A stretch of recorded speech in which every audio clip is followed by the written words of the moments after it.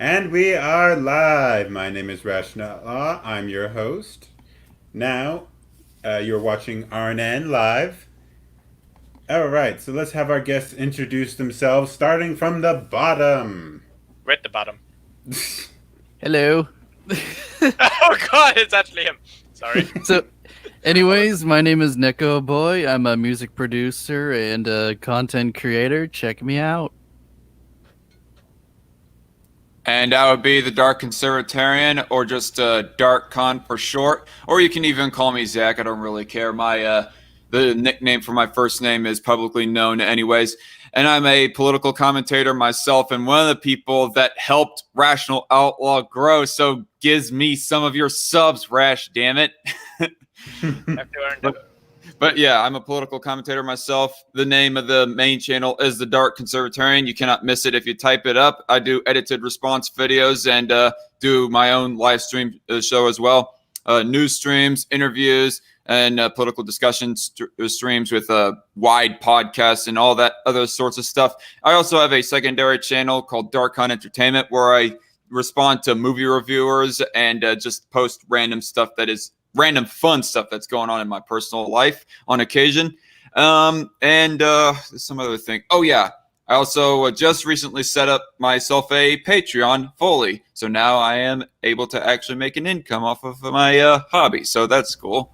Anyway, yes, so check out definitely my main channel and even my secondary channel if you're into entertainment related stuff. So, yes. And again, I would also like to thank Rational Outlaw for inviting me on this stream series. It has been a long time coming, Rash. All right. Hello, everyone. My name is just William K. Savage. I mean, I have a YouTube channel, but I haven't really posted any content up on it. I mainly just spend a lot of my time, browsing around Discord, reading articles, sharing some memes, and all that stuff. I'm basically a writer, so I like writing like fiction stuff and plan to get published. But I also want to start doing more YouTube videos when I finally get more time to do it and stuff, because I think that would be fun. And I'm just happy to be here for stream. All right. Demon. Sorry, I had to give you a moment of dead air. Demon Hobbit, and I basically do movie, music, and politics stuff on everybody else's streams. So you can't follow me. Okay, and then I guess it's my turn. The local Nazi of the channel, and probably the one who's going to be hated the most by our guests over here. All right. So I guess the first thing we'll do before we get onto the video, because since it's obvious news, is we'll discuss a little bit about Ruth Bader Ginsburg and the thoughts about that. Great. So whoever wants to start. All I will open up with is that whoever made the statement of wait until after the election as far as nominating a SCOTUS judge goes really shot the Republican Party in the foot, because now everyone else is going to be like calling hypocrisy on the entirety of the Republican Party, even if there is like one or two senators that kind of defer a little bit as far as nominating someone goes or not nominating someone goes around close to time of an election, of a presidential election. I think my favorite thing was AOC's video where she was saying, like, oh my god, you have to respect a dying woman's wish. It's like... the government respecting people's wishes. Where in the Constitution is that? Well, I mean, even she herself, like Ginsburg, said that it's okay for like the president and the Senate to elect justice before like the election's over and stuff. So, yep. So my take is it's not a surprise since we knew where her health was doing bad. I mean, cancer 3 times. Yeah, and as for like people politicizing her death, she politicized her own death. She was quoted saying like, I hope I'm around until the next president. So, I mean, she did it to herself. I mean, she also even had like, someone she picked herself to like replace her with. So she was like really trying to, use her death to like influence like what's going on in politics. I will say also that as far as like holding the SCOTUS nomination, for lack of better wording, holding it hostage as a bargaining chip or whatever within politics around the time of an election, it isn't a completely illegitimate form of strategy within politics.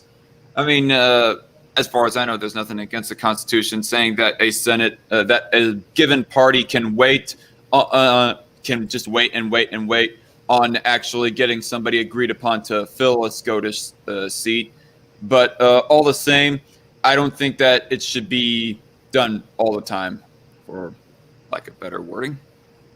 I would say I kind of agree with the idea that they should like quickly put in the pick, because I mean, there's just all this talk about potential election interference, especially with the whole COVID-19 going around and stuff, that I just feel like, it's too risky to just hope that no form of voter fraud happens in November. Mm-hmm.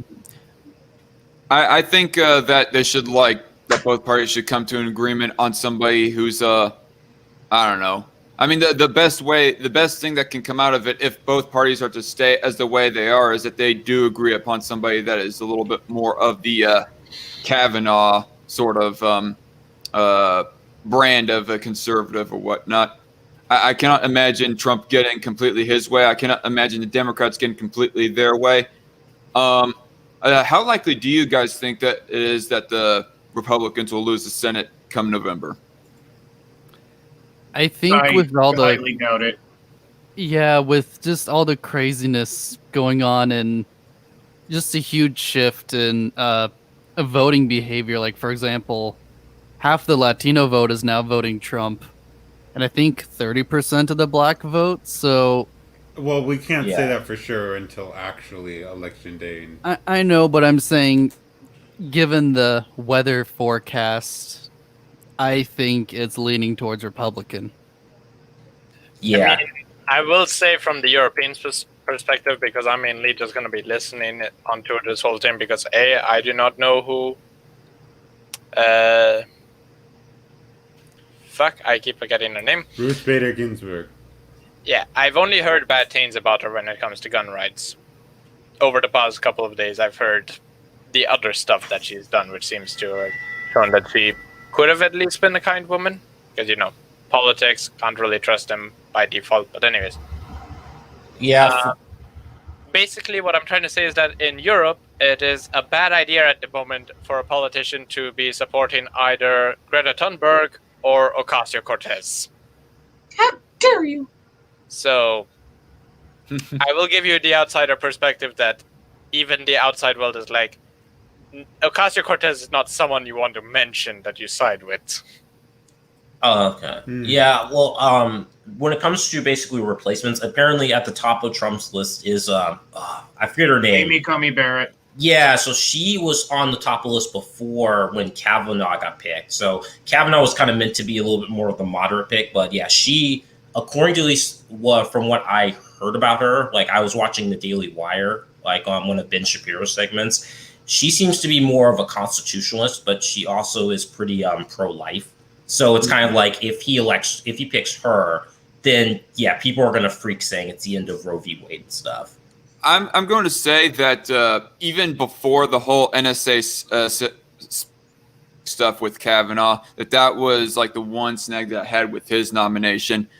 But then I did not find it to be a big deal breaker, and I wasn't buying the whole rape allegations towards Kavanaugh, but it was the whole NSA spying sort of stuff that he was sympathetic towards, why I thought that he'd be a rather bad SCOTUS judge. Yeah, I mean, I would get have been that. my pick if I was president. I just think right now with I mean, I agree with the idea of wanting to. I mean, I get the idea of wanting to be like more like moderate with a pick. I just feel like with right now, with all of the abuses going on from DAs due to these riots and people having their self-defense rights stripped away and getting convicted, I kind of feel like people want a decisive Supreme Court to kind of help shut this down. I guess, in my opinion, it's tolerable if somebody like doesn't fully recognize economic and business, the right of running your business however you damn well please. But if they can at least be like passionately for self-defense and gun ownership, in taking that issue into consideration, then that will at least that would be a better pick. But you're saying Demon Hobbit? I was going to say, I think right now with Amy, they can't go the like, no, she's a rapist route. So I think this is what I think they're going to pull. I think they're going to say she's a racist, and she did something else that's anti-BLM or something like that. I think that's the route they'll go, and I think they already have people lined up to do it. Okay, I was assuming that they were just going to go the whole Roe v. Wade route. Like that was basically going to be their main strategy to go after her. Oh, well, they'll do that too. So basically, what you're saying is that they're going to do to her what they were going to do to Ruth Bader Ginsburg. Because have you heard the BLM comments? They're glad that she's dead. Weirdly enough. Anyways. Wait a minute. Black Lives Matter is glad that Ginsburg is dead? Yeah, because she didn't support the movement. She thought it was a movement that was very easily radicalized. Yeah, she called Who could have foretold She that? called him stupid. Well, she specifically called Colin Kaepernick stupid. Yeah. Okay. Yeah. He's pretty much a hero of Black Lives Matter, anyways. Well, but she called him stupid, but she also mentioned of how the whole movement is very easy to radicalize to political cancer, basically. From the interview where she also... Anyways, there is nothing in the Constitution saying that there should only be 9 SCOTUS judges. FDR threatened to expand SCOTUS to 15 if they wouldn't bend to his will. Having 9 justices is just a tradition. Well, yes, I will say that it's technically there is nothing in the Constitution limiting the number. You could, frankly, have 1,000 judges. Also, FDR was kind of our local fascist in American history and stuff. So I mean, yeah. I mean, he put Japanese people in internment camps, but I mean, there's that. To be honest, I would. The only reason I'm not for increasing the number is because then you open it up, then the left will increase it to whatever number they want, and I just don't like making that dangerous precedent of increasing the number with each election. Yeah. There's only one good Roosevelt, and his name is Teddy and stuff. The one whose statue just got removed. Yeah, the one whose statue just got torn down. Teddy it's not torn down. They're just planning to do it, unfortunately. So there people are trying to stop it and stuff. Although technically, I have this one book called 9 Presidents Who Screwed Up America, and Teddy Roosevelt was put as one of them. And I cannot remember exactly what the details are, but he was pretty economically liberal or sock demi sort of. Well, the way that he centralized the economy. He did make a whole national park just so he could go hunting. Yeah, I mean, I will say this: Teddy Roosevelt might have some bad policies, just like with Ronald Reagan and Nixon. But what I would say is much more important is the man himself, because I think he inspired a lot more people to be like him. The dude was alpha. Like, this dude basically rode into battle. Like, he overcame his physical disabilities and stuff just to become the best badass. Yeah.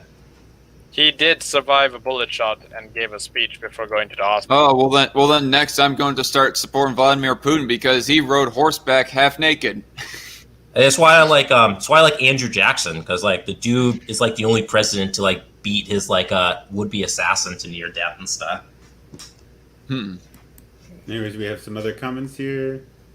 Okay, what was they? If the Dems win the election after Trump's SCOTUS appointment, I would not put it past them to pull something similar. Sorry, Darkon, I'm the voice of the people on this stream. Oh, okay. It's a whole inside joke because I'm the Nazi. But anyways, the last half-good president was Warren Harding. There's an H. Warren Harding. Fuck you. He pronounced it. Not as a man, but as a politician. Okay. I don't know. I would argue that Calvin Coolidge was pretty good as well. I haven't yet got to that chapter within the. I haven't yet got to that chapter in the book of 9 Presidents Who Screwed Up America, but they have a little segment of where that they go into detail about him. It Oh, was no. 9 presidents who tried to screw up America, and 4 presidents who tried to save it. And they put Thomas Jefferson, John Tyler, Grover Cleveland, and Calvin Coolidge as the 4 who tried to. Okay, tried to save it because Yes. Calvin Coolidge was like, yeah, that dude was alpha. Like he literally just, he only I think had 9 executive orders done. He actually literally balanced the budget and cut back spending. And he just like said, let the states and markets solve everything. and Wasn't stuff. he the one who did very little? That in the Yeah. sense his philosophy Yeah. is to do Yeah, very little. yeah, and it worked. It worked really well. Like he basically helped propel the 20s, into like its economic, like a golden age and stuff. He was basically our only libertarian president. Well, I mean, Coolidge conservative did- too. I mean, basically he was essentially, yeah. I mean, he was like an actual conservative where he literally cut back spending. Compare him to who's the other idiot? The Democrat from like the 1910s, 20s. Woodrow Oh, Wilson. Woodrow Wilson. Woodrow Wilson. Woodrow Wilson. Yes, he was a freaking commie. Yeah, I Yeah, also got Wilson the was- 19th. Wilson was one of the 9 in the book that I'm reading. Yeah, the left hates Wilson because like he brought back segregation, and people on the right hate Wilson because they basically believe that he kind of set the stage for like government interventionism and then like women's rights and stuff. Yeah, I believe that the Federal Reserve was found under his administration too, if I'm correct. Oh, I thought that. Okay, I guess you're right because I always thought like FDR had something to do with the Federal Reserve. No, it was well before FDR. I at least remember that much. Anyways, do we think we've discussed enough about the Ruth Bader Ginsburg? Any other comments? Yeah, and we kind of I think sidetracked. we us more later. dis- Yeah, Discuss no, we've Congress. killed it. Yeah, Okay. we moved to presidents. Yeah. The only other thing I would say is, so if we were to have an increased number, the number that I particularly like is the number 13. I like the Is number that- 17. Is Well, that supposed to be a number Nazi joke? Is that No, supposed to be a no, Nazi no, joke? No. that's not a Unlike- Nazi it's joke because or he lives anything. in hell. It's because he's a hellhound. No, not even that. It's because the U.S. has a lot of 13 within the United States. 13's an unlucky number though. Yeah, but not for the United States. We've got the original 13 You colonies, literally 13 have the states. Jersey Devil. We have 13 stripes on the flag, 13 original stars on the flag, 13 stripes on the shield, and 13 arrows, 13 palm Yeah, that's leaves, just I forgot. I think that's just some Illuminati shit and stuff. But anyways, the U.S. uses the number 13 a lot. My Satan basic point confirmed. is you got the Jersey Devil. Yeah, the I son of like the devil number 13. Of which 13's my was favorite the number. 13th son. I mean, a couple of founding fathers were part of Hellfire clubs, so it's like, yeah, probably some satanic stuff going on. Ben But Franklin. moving Yeah. on, may I comment on the title of the video? This video that we're going to be commenting Yeah. on? I don't remember Easy on Me being right wing in the first place. So Oh, I'm- this is No, on Hunter he's on- Avallone. Yeah, he's talking about Hunter Avallone, and I'm pretty sure he might be making reference to some. But Oh, okay, never mind then. In Don't this, mind. he's trying to defend Hunter Avallone from other right-wing commentators. Okay. I will say that actual Justice Warrior did some good videos reviewing Hunter Avallone's shift from one side of the political spectrum to the other side. Like, pretty much, Hunter Avallone has pretty much like given up on criminalizing abortion. Like, he still says that he doesn't want people to do it. Like, philosophically, he'll say that's still wrong. But he doesn't want to make it criminal anymore, as AJW had shown footage of him saying that on one of Vosh's streams at one time. Well, that's not even my biggest Isn't problem. Vosh the guy that supported pedophilia? Oh, Yes, yeah. He He said, defended child porn, is what I heard at least, but I haven't No. heard No. the I've audio looked into clip. this because I hate Vosh, and I'm keep trying to convince Outlaw that we should do a video on Vosh at one point. No, Is it the because reason it's because he's German like you, and he has bad Wait, he's politics. German. let him speak. He's German. I didn't know that portion. I thought Anyways. he was. I don't know. He looks. I thought he was if he was American. European, I thought he was. If he's European, I thought he would be Norwegian at best. But anyways, no. Basically, all the way back in 2018, people have found out, and people have gone through the Discord where it was and backtracked it to show that it's actually real. Where not only does he defend that underneath communism, having sex with children would be legal because it's a communistic right, he also in the same day made comments of how he's going to kill this right-winger and rape his wife and child on top of his dead corpse. So an all-round good guy. Yeah, I just And then there was the recent stream where someone asked him, or maybe it wasn't really a recent stream, but it was the recent footage that came out. I saw Which is the one where someone asked him, "Would you decriminalize child pornography?" And in an instant, he said yes. oh god. He didn't even hesitate. That's why I say we have to talk about him, because he didn't even hesitate. Well, Yeah, that maybe would in be the another next stream. stream. Quick, sorry, not quick, this one. quick little points though. Yeah. So I just like Googled Vosh and stuff, and like his Rational Wiki page showed up and stuff, and apparently like he supports something called libertarian socialism, which like what is that? I do doesn't want to even say. make sense. Yeah, it's like what? Well, I you do want subscribe to to it. say that I did not mean to like derail the conversation into talking about Vosh. I was just making Vosh as a reference as to where that I heard the clips about Hunter Avallone. There was also something about capitalism versus socialism, and it seemed that Hunter Avallone was being like socialist friendly towards the idea of socialism, and was all like, "I'd like to come on some other time to talk about socialism and how it could be practical with Vosh." And I was like, "Okay, yeah, fuck it. You're just plain not right wing anymore, Hunter. Congratulations." Anyways, let's. Because one thing for you to be to say, "Oh, gender is a spectrum and not a binary." It was one thing for you to like say that you do not like these right-wing figureheads, but now you're dissing on capitalism and the well, not so much the abortion movement, but saying that abortion should not be made illegal. Congratulations, dude. You have officially become part of the left, as far as I'm concerned. Well, anyways, let's get on with the Alright, video. I will just end that any other form of what was this? Libertarian socialism? Mm-hmm. We put it into the democratic socialism pile, which means it's a new name, same concept. Yeah. Yep. Now let's get on with the video. Get on with Yep. it. You're not The mob Australian. mentality. What is it, you guys? Somebody Can let everyone me hear? know. Depending on Yes. who you ask, you'll get a different answer for what defines a mob mentality. But one thing is for certain. Political groups are at a high risk of falling victim to the mob. It's happened to the left in the recent past, and now it's on full display on the right. And I need to talk about it. Why is this place really empty? What place is empty? Hunter Avallone's, I just realized that place is just dead empty. What's Like his brain. Yes, subscribe to my channel. Not his, mine.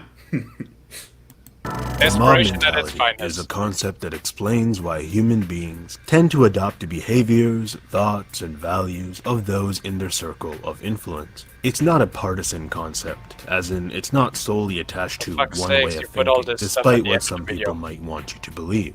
We as people tend to think of a mob mentality as inherently negative, and that's just not true. A mob or herd mentality can be used to build, say, positive cultural ties and communities built on Yes, common like the mostly values. peaceful Still, a protests mob currently mentality going can on. just as easily turn into extreme tribalism, being used to hammer down an unhealthy pressure to constantly conform. Hate to see it. This are held as gospel and peer chamber, where the view of the mob mentality Okay, why just are you becomes the skipping? mob. An echo chamber, where I think the it's views because of he the accidentally majority fast-forwarded. are held as gospel, Ah, and peer okay. pressure silences any and all dissent. And as much as I hate to see it, this extreme tribalism usually tends to form in political circles, leading to more than just a community, but rather an insulated bubble. If you followed my channel in its early days, I mean the way early days, you probably remember that Hunter Avallone, a conservative right-wing YouTuber, and I had some beef at one Well, point, quickly but pause we're it for 1 generally second. on I good just wanted to terms make a now. point. Yeah, so you notice that there's a little bit of a straw man there because he basically kind of uses only right-wing examples for a mob mentality. So he Yeah, kind but of to be poisons fair, the he well. said it happens on both sides. Yeah, but the imagery there is kind of a slight, and I feel like that's a sleight of hand trick to poison the well and stuff. Okay, continue. I'll admit, I don't keep up much with what's going on in YouTube communities, apart from what I see on Twitter. I prefer it that way, you know? I'd rather upload my videos and then go do my own thing. But I heard through the grapevine that Hunter was no longer a conservative, and that people in the community were upset. I'm not gonna lie, when I heard that people were upset over the political disagreements they had with somebody else that they probably are never even going to meet in real life, I was shocked. I mean, people are generally rational and understanding. You guys, I couldn't fathom such a radical notion. I do not get of what it is with the attitude of some people of when that they're of what they. Why do people act so surprised when people act upset when people change their beliefs and whatnot? I mean, I always found it to be completely natural for somebody to be upset when somebody changes their beliefs. I mean, particularly if they're like a bigger personality. I mean, I'm not going to mention any names at all, but me and Rational Outlaw were kind of upset with the person like changing their beliefs just on the surface of that. Oh, I know who. But Yeah, I mean, nonetheless, it just as a general rule, it's not out of the realm of possibility or out of the realm of civility or whatever for people to be disappointed at people's change of beliefs. Like if a family member of mine or whatever went from a capitalist to a full-blown commie or something. I don't know. I mean, I don't know. His voice sounds a little condescending and stuff. I think that's just Well, how he just I talks, thought really. I thought the first warning sign of the condescending nature was just the thing of how he kind of disses his own YouTube channel, that he doesn't even bother with the YouTube videos that he uploads. I didn't catch that part. No, that was Yeah, it before was like where 30 seconds ago. Well, he said he doesn't care to watch, I think. No, he Yeah. doesn't Listen to the care drama what of it. happens to his video after he uploads them or something. I mean, Okay, I must missed that part too. We're I not don't going know. to rewatch that bit. That could be like, you could take that as two ways. You could either take it as a sign of humility. Oh, I do not care if a person like approves of this or not. I don't care if people like look at me negatively. I'm just going to say what I want and not care that much what people think about me. But on the other hand, it could also be snobbish at the same time of where that they're not willing to take any kind of criticism at all. No. That I is think a it very falls. valid point. I think it falls into the snobbish nature because he didn't say what people's opinion on his video. He said, "I don't care what happens to my video after I upload it," which Like kind of if they get implies that, flagged or something. like, if it gets flagged, if it gets no views, it just kind of implies that he doesn't give a shit about all of that. All right, Anyways. Z. Yeah, I don't know. Oh, god damn it! Remember when official U.S. Army Twitter said "ooh woo"? Why did I agree to do this? Oh, God. Remember, you're making an uwu design for T-shirts and stuff. Shut up. At least Oh, it's God. a World War II Please reference. don't. I just want to say that is the forbidden word on the Magog of Morscar live streams. Uwu. The Well- Dark Lord is vexed. Yes. Well, this is what happens when you join other people's streams. Doesn't matter what happens on your stream, you will suffer like the rest of us. Anyways, let's get on with the Hey, video. I love Yes. Magog. Yes. I do He's too. great. I had to look into it for myself. So I did, and I found this video, Why I Left the Right. Hunter's video focuses on his decision to quit calling himself a conservative. He tells the story of how he came to this decision, stating that Seriously, events in why his is this personal room life so empty? and having debates I with think he had recently moved when he made this video. I think You that sure was it's the not? You sure it's not a representation of his brain? I'll It say could be both. I don't. Because- I'll say that I don't know. There's not so much of a problem that I have if people call themselves a conservative or not, because personally, I've pretty much stopped calling myself a conservative a long time ago, unless except for the issue of abortion. That's the one thing that I'm passionately conservative on, Well- obviously. But everything else, almost everything else, I am pretty much more libertarian on, and I am at least conservative sympathetic enough to where I don't care if a person calls himself a conservative, just as long as they're like not a full-blown hard leftist. I would say, I would say that there was kind of people mixing up terms where a lot of people who were actually libertarian were calling themselves like conservative. Like basically people thought that if you were like a capitalist, in support of free speech, that made you a conservative, which it doesn't.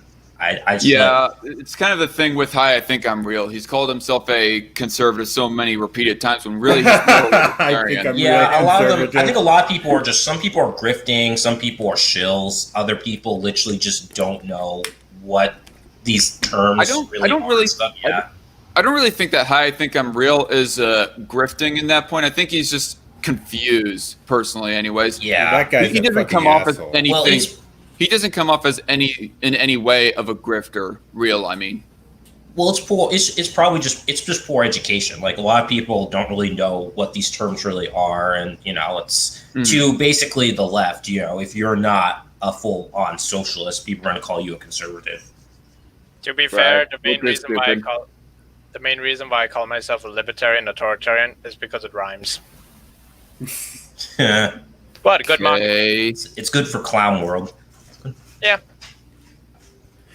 Okay, what were we talking about supposed to be originally? I was talking paused about his room. I was talking about of how I don't think that there's anything wrong personally with Hunter no longer calling himself a conservative technically, but if he was to call himself a libertarian alternatively, or call himself like a right-wing independent, or kind of like in the same vein of that Bruce Willis does, I heard about his political stance anyways, then it's still all well and good. Like at least he's not a hard leftist. But unfortunately, like I said earlier, in regards of his thoughts on capitalism nowadays and abortion, even for that matter, I just say that he is at least a center leftist anyways. Hunter, I mean.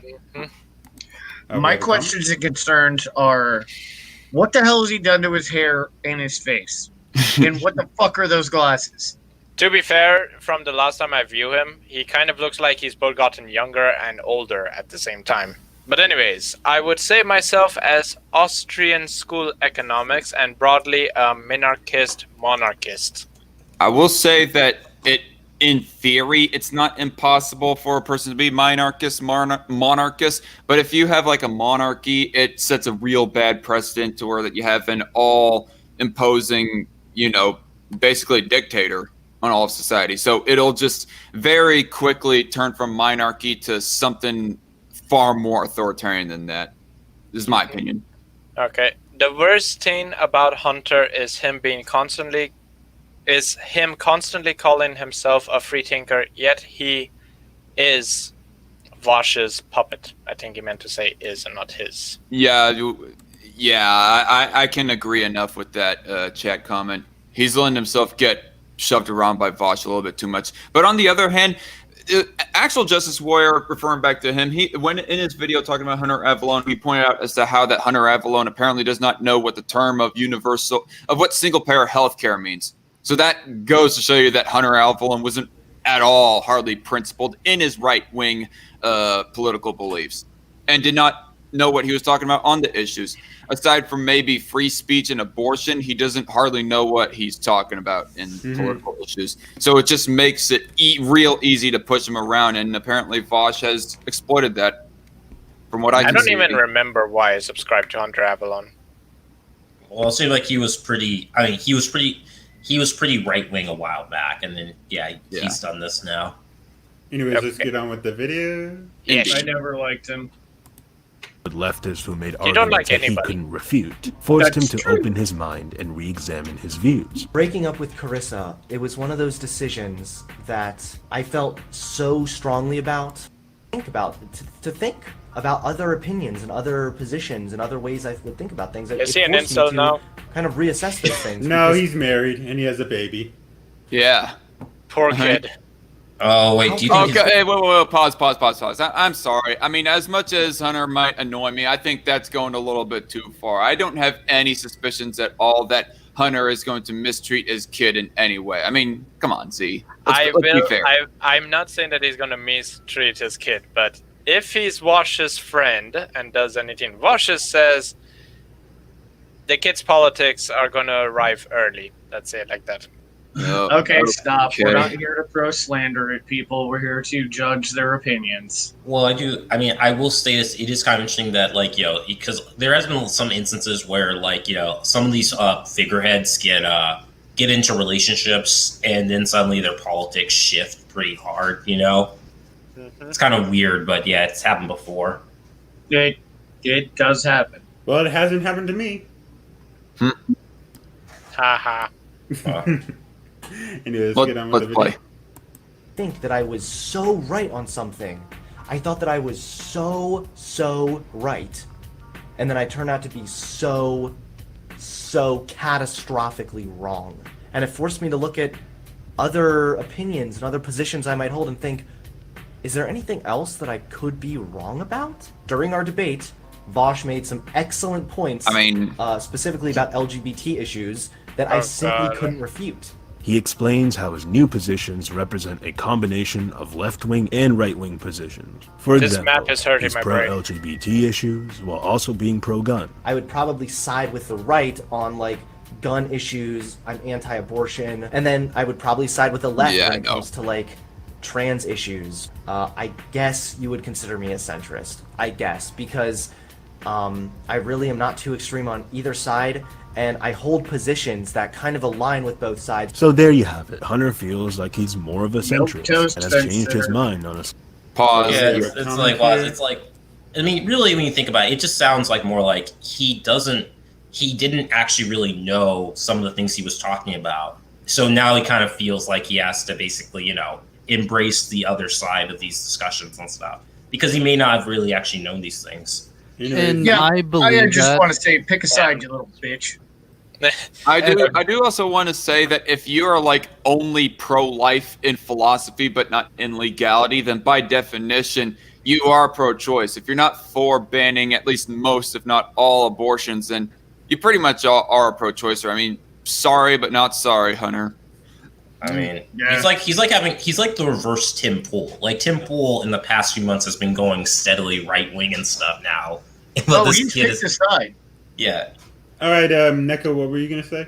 I was gonna say the reason why I was never a big fan of Hunter, it's because I felt like he was just a bunch of talking points and kind of like Milo, more of a provocateur, like, and as opposed to someone like, say, Sargon. Like, whether you agree with him or not, I feel like he thinks through things more and explains his reasoning.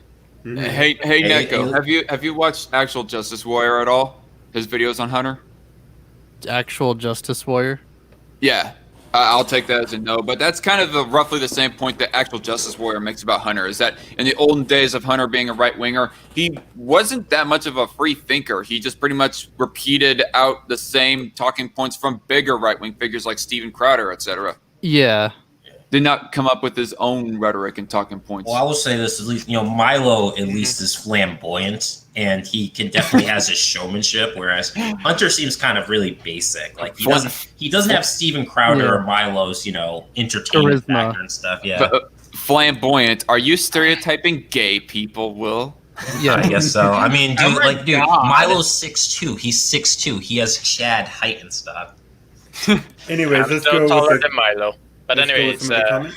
All right, you all, I gotta go to the bathroom. I'll be back. okay, make sure to Okay. mute yourself. There we go. I think he's drinking Okay. too much. Anyways, you already have absolute monarchies supplying you everything else. Name a company that isn't a monarchy. Congress is management, Potius is engineering, and Sotus is HR. SOTUS. Did he mean to spell SCOTUS? Wait, is he implying that basically like what a company is like a monarchy? That's not really how that works. I will also say that there are some corporations that have a board of executives that do the decision making and, you know, vote and brainstorm on what should be done with the company instead of it there just being like a sole singular leader of that company. But Yeah, but that's not a monarchy. That's not. I mean, To be I will fair, say- Disney has a board, but Caitlin Kennedy still did everything behind Bob Iger's back to make Star Wars what she wanted. oh boy, yeah, sabotage. Yeah, so But I do want to say that you're not that wrong, Ranton Repton. A lot of companies do act in a way sort of like a monarchy, but that's not really the definition of monarchy, at least the one that we're working with anyways. I I mean, when we go talking about monarchy, we're talking about a system of government for a country, not a system of management within a company, really. Okay, any more comments? Or did Outlaw disappear? Okay, you're still there. This is what happens when you search up outdated studies during debates when you're unprepared. Indeed. Yeah. I can presume that Byron is like referring to Hunter. Yo, Byron, love the Ayn Rand picture and stuff. Oh, it's Ayn Rand? Honestly, the most Yeah, it's Ayn Rand. the most painful thing I've seen is the first thing that comes to my mind whenever I hear Wash's name is where he was asked a historical question, and I don't remember the historical question, but his instant response was, "I don't know much about history, but what I do know is Marvel movies." Oh, yeah. In I reference gotcha. I gotcha. You're like talking in reference to his debate with Destiny on Kyle Rittenhouse. Yeah, like, Maybe oh yeah, I'm yeah. I saw like an Easy Peasy video where he did like a joke. He basically insulted both Sargon and Vosh because Vosh uses like Marvel films, and then Sargon basically calls Vosh the computer from Doom and stuff. It's really funny. Yeah, I think it's like Easy. Oh, what? Let's just remember, everybody: mobs chase murderers. I don't Okay. know. I feel like in like I feel like in I'm any making a functional reference psych- back. I'm making a reference to the Vosh versus Destiny debate, dude. Oh, Okay. okay. Who made that let's- point? Vosh or Destiny? Vosh. Let's Vosh get was these the one who comments was all. through because Outlaw keeps spamming the comments. Anyway, so Sorry. from this Scorch, so he's new. It's fine to have multiple Yeah, Scorch is multiple from my different channel. viewpoints. It's fine. Okay. Don't believe. Milo is far more cringy than Hunter. Maybe. Debatable. Milo said he want. What? Milo said he want to left wing to be forcibly cancelled and shut down. Wait, what? I think he said want the left wing to be forceful. I think he's saying wants the left wing, not that he wants to There shut are down. multiple ways to read this sentence, and that's not a good okay. thing. I'm pretty sure that he meant to say Milo said he wants the left wing to be forcefully canceled and shut down is what I think that Scorch meant to say. And really, you're not wrong, Scorch. I mean, Milo is pretty authoritarian with a lot of his beliefs. Sorry for the typo, says Scorch. It's all right, Scorch. Well, I mean, the good thing is, I would say it's like Milo did have an interesting take on homosexuality. Like I don't think it's. I'm not sure if his opinion changed and stuff, but like it sounded like he wanted an ancient, like the ancient Greek form, where it's like you get married to like the opposite sex, and then when it comes nighttime, you go out to like do your stuff. He had a thing where he said that like apparently gays have higher IQs than on average than straights and stuff. So it's like by having you have higher IQ people. Oh yeah, I don't believe that those studies. I think that's other bull crap. Well, you don't believe in genetic IQs, not really. No, there is I some think- genetics with IQ, but I don't. I would have to look at. It's probably not as high as people think it is with the average IQ. For Well, you women being higher. don't want to give gay men the extra bonus of having higher on average IQs. Damn, man. No, with how they but- vote, I definitely don't.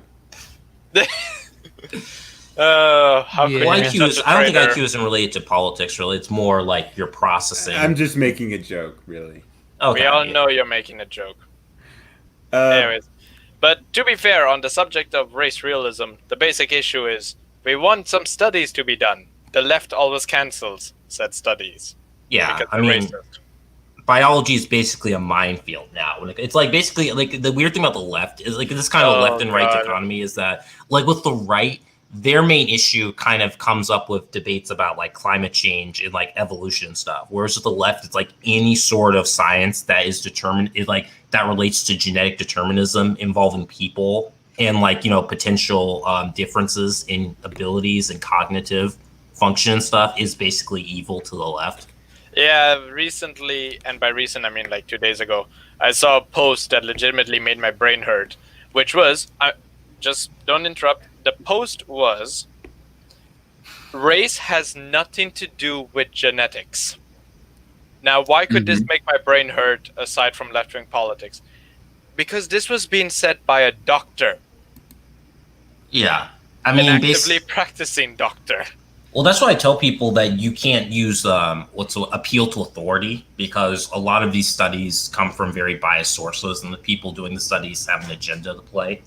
Oh boy, speaking of biased sources, did anyone hear about the new Holocaust study? No. We don't want to get banned. I don't know if you want to say it. Okay, quick summary. It's supposed to represent your entire country of 320 million people, but the study was only done on 1,000 people, roughly 200 people per state. Oh, I And know this. Yeah, and basic summary is apparently millennials don't know what the Holocaust is. So thus you must force the Holocaust in schools now. Oh, brother. In America, or are you talking about in Germany? America. In America.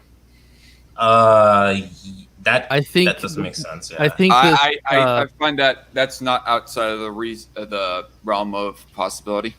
wasn't this study or interview questionnaire, whatever, wasn't it only done in New York City?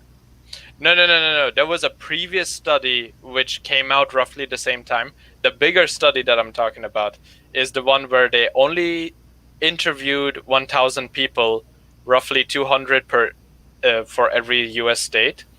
And these 1,000 people are supposed to represent the entire country of 320 million people. I just want to say very quickly, Scorch says in the chat, yes, Darkon is correct. I think he's referring to on how I read his last chat comment. But hey, Yes, Demon is back. Okay, So, we should probably get going. yep. Yes. All right, let's get it on. Select number of issues, including LGBT rights, police brutality, and more. I'm not a centrist personally, but I don't mind if Hunter is. I mean, this is a pretty mild video on its own. It's not like Hunter came out as a raging tanky hell-bent on establishing communism. He just feels like more of a moderate now than when he started. He doesn't believe gay and trans people are evil. He sees the issues in police departments across the US Okay, when that's unarmed black men are murdered by cops in broad daylight. Yet here's how a sizable boy. portion Okay, of pause it. Okay, that is so yeah. many straw mans right there. It's like the fact that you just write out and said that, like, oh, he doesn't believe that LGBT folk are evil. That's not how the conservatives view them and stuff. It's not. That's not how the normie conservatives view him. But if you go talking to like an alt-light or alt-right or the Westboro Baptist Church, they'll think that way though. Yeah, but that's still like a very small minority. Like most like legit social conservatives don't want to basically go out and like kill them and stuff. They just want to basically like the whole closet thing or whatever, you know. At most, they want to ban it, or they just want to disagree with the lifestyle. And like basically like say like with they get being homosexual is bad, or and then with transgenderism, it's kind of like they just want to like, you know, offer the option of them being like mentally helped or something like that. Yeah. Well, my biggest problem was the fact that he ignored that within Hunter's original video, he called pretty much most of the rights racists. Mm-hmm. What's new? If you've seen his original video, he basically just called pretty much everyone on the right a racist, or the majority or a large percentage of the right being racist. Saying that we're all like the race realist. It's like realists are saying that black people are inferior to all other races or stuff like that. He tried to say. So, irregardless of what his actual beliefs are, it seems that his personality opinions seem to be like fairly on the left with how he thinks that the police and the right are racist. You're saying, Demon? I was going to say first, irregardless is not a word. It's regardless. And second, Whatever. I just want to say, for him to come out and say black people being murdered, look at a lot of these guys. Rapists, people that pulled a gun on a police officer, people that assaulted a police officer. That is not murder. Yeah, I mean, someone high on fentanyl or whatever it's called. Fentanyl, yeah, who was going to die regardless. Yeah. I will say that Jacob Blake and Mike Brown were definitely not upstanding people, and but people like Breonna Taylor, Philando Castile, did nothing wrong. Well, Breonna Taylor was in the line of fire because her man threw her into the line of fire while he pulled a gun on the cops. Well, actually, So that's not the cops' I have fault. to say though they didn't know that they were cops because they were in plain dress and it was a no-knock warrant. Yeah, I know, but the not thing going was to is that say- they I do had have a a problem warrant. with They did have a no-knock warrant warrants. though. Okay, but they I'm not did going have to a say. warrant. Go on, Will. I was gonna say is that they did have, contrary to what the media tried to sell it, they were going to that house, like that was the right house, and they did have a warrant, and she did have affiliations with with criminal activity going on. No, I mean So- the problem is that there was a no-knock warrant. Is that they didn't have to introduce themselves as the police, Mm-hmm. yeah, which is a big issue with me with no-knock warrants because that creates a lot of problems there. Plus, it was also But at that's night. that's if a I whole recall. different discussion. Wait, quick Yeah, question. Sorry. So by no knock warrant, that means they just knock down the door, right? Yes. Yeah, they just come in. Yeah, All I mean, right, I guess I- no knock warrants because they don't want people running. Because like I if you d- say this is the police and someone runs, yeah. I don't want to have a full discussion on this yet, but just quick opinions on everybody on this issue. Are we all against no-knock warrants? I know that me and Rash seemingly are. Yep. Yeah, Yep. let's start from the top and go down. Rational. Okay. Yes, I'm against no-knock warrants. Z. Same here. Okay. I don't like them, but I can see why they do it sometimes. But I'm still like, yeah, no. Well, the main reason for no-knock warrants is two simple things: either they shoot at you or they run. So yeah, I kind of feel like it depends on the crime. Like if it's like some thing like terrorism or someone who's like an actual like mass murder or something, then I'm kind of all for no knock warrants because those people like to escape really quickly. Yeah. There's a fair point, and that would be like the only caveat in regards of no-knock warrants. If you actually hear actual violence and explosion going on inside a given building, but I will say that generally speaking, if not completely speaking, against no-knock warrants, repeal them. Yeah, I'm against See, it too. even if there's no violence, it's like the whole idea. It's like, oh, you knock on the door, someone hears you, runs, and then you get blown away because the person just knows that, oh, it's the police. I'm going to now go out fighting and stuff. I just no. Yeah, I don't know. That's just my thing. Is that that's people bad react. precedent. I mean, if somebody is running away and then you say, yeah, let's go ahead with the no-knock warrant, I would have to think about it more, but that seems a very bad precedent. I think I just like sorry if I'm going off on a tangent. I just think that it's like it's just depending on the suspect, it's just like, there is some valid use of it. Mm-hmm. Anyways, let's Neko? get on with the video. Oh, I Hold think on, Neko. hasn't- Neko? I already said I'm against. Okay. Cool. I didn't hear Let's you. continue. It's because you always People talk react. over each other. Sell out. Yeah, Neko gets talked over a lot, sadly. Be more disciplined. You gotta be a little louder there, buddy. All right. Conservative YouTuber leaves the right. Hunter is a grifter, a spy, infiltrator. Hunter Avallone is an SJW now? I mean, that he was just posing that as a question, but he does, the quartering does bring up legitimate things where he is using SJW tactics in the sense of calling everyone either a Nazi or a fascist. Yeah, isn't the quarter is the quarter even right wing now? I thought he was basically a centrist kind of / leftist. He probably might be moderately right wing. I don't know. He's I the mean, usual. I still watch his videos. He's the usual center with right-leaning tendencies. Okay, I feel was like being an gonna say- anti-SJW doesn't make you right wing though. No, Mhm. it doesn't. But Yeah, anyways, and- the whole thing is that the quartering. I've watched his video. He does bring up legitimate points to say that he is using SJW tactics. That he acts like an SJW in some ways. Mhm. And I watched the recording since the beginning when the whole Wizards of the Coast thing went down. So he did start more center and then naturally became more right because, the left The right going is the insane. right. Oh, I just thought like I mean I don't know because I just thought most of his videos were just in relation to pop culture. So it's like it didn't seem like he really did any, like legit political videos, like give an idea of what his beliefs actually are.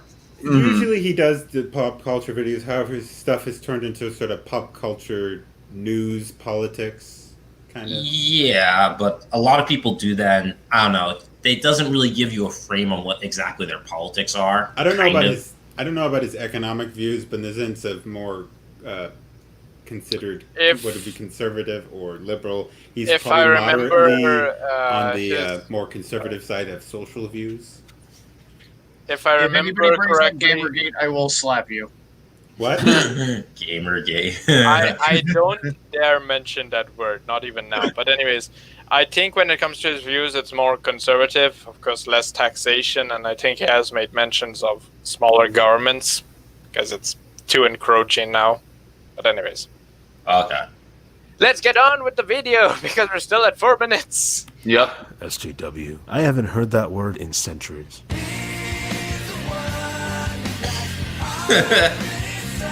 The response And to there Hunter goes copyright, wasn't very y'all. positive. While some people welcomed the change, or at least agreed to disagree, a significant amount of conservatives strawmanned the hell out of the guy, accusing him of being a sellout, a grifter, and a Jew. What a bad faith claim. All he did is talk about how some of his political positions changed, and somehow people took that and accused him of being a grifter and a social justice warrior. If you're wait, pause. If you are like flamboyantly accusing people of being racist based off of frivolous shit, well then that is kind of SJW-y in a ways. Hey, it's okay to libel people with the term racist and stuff.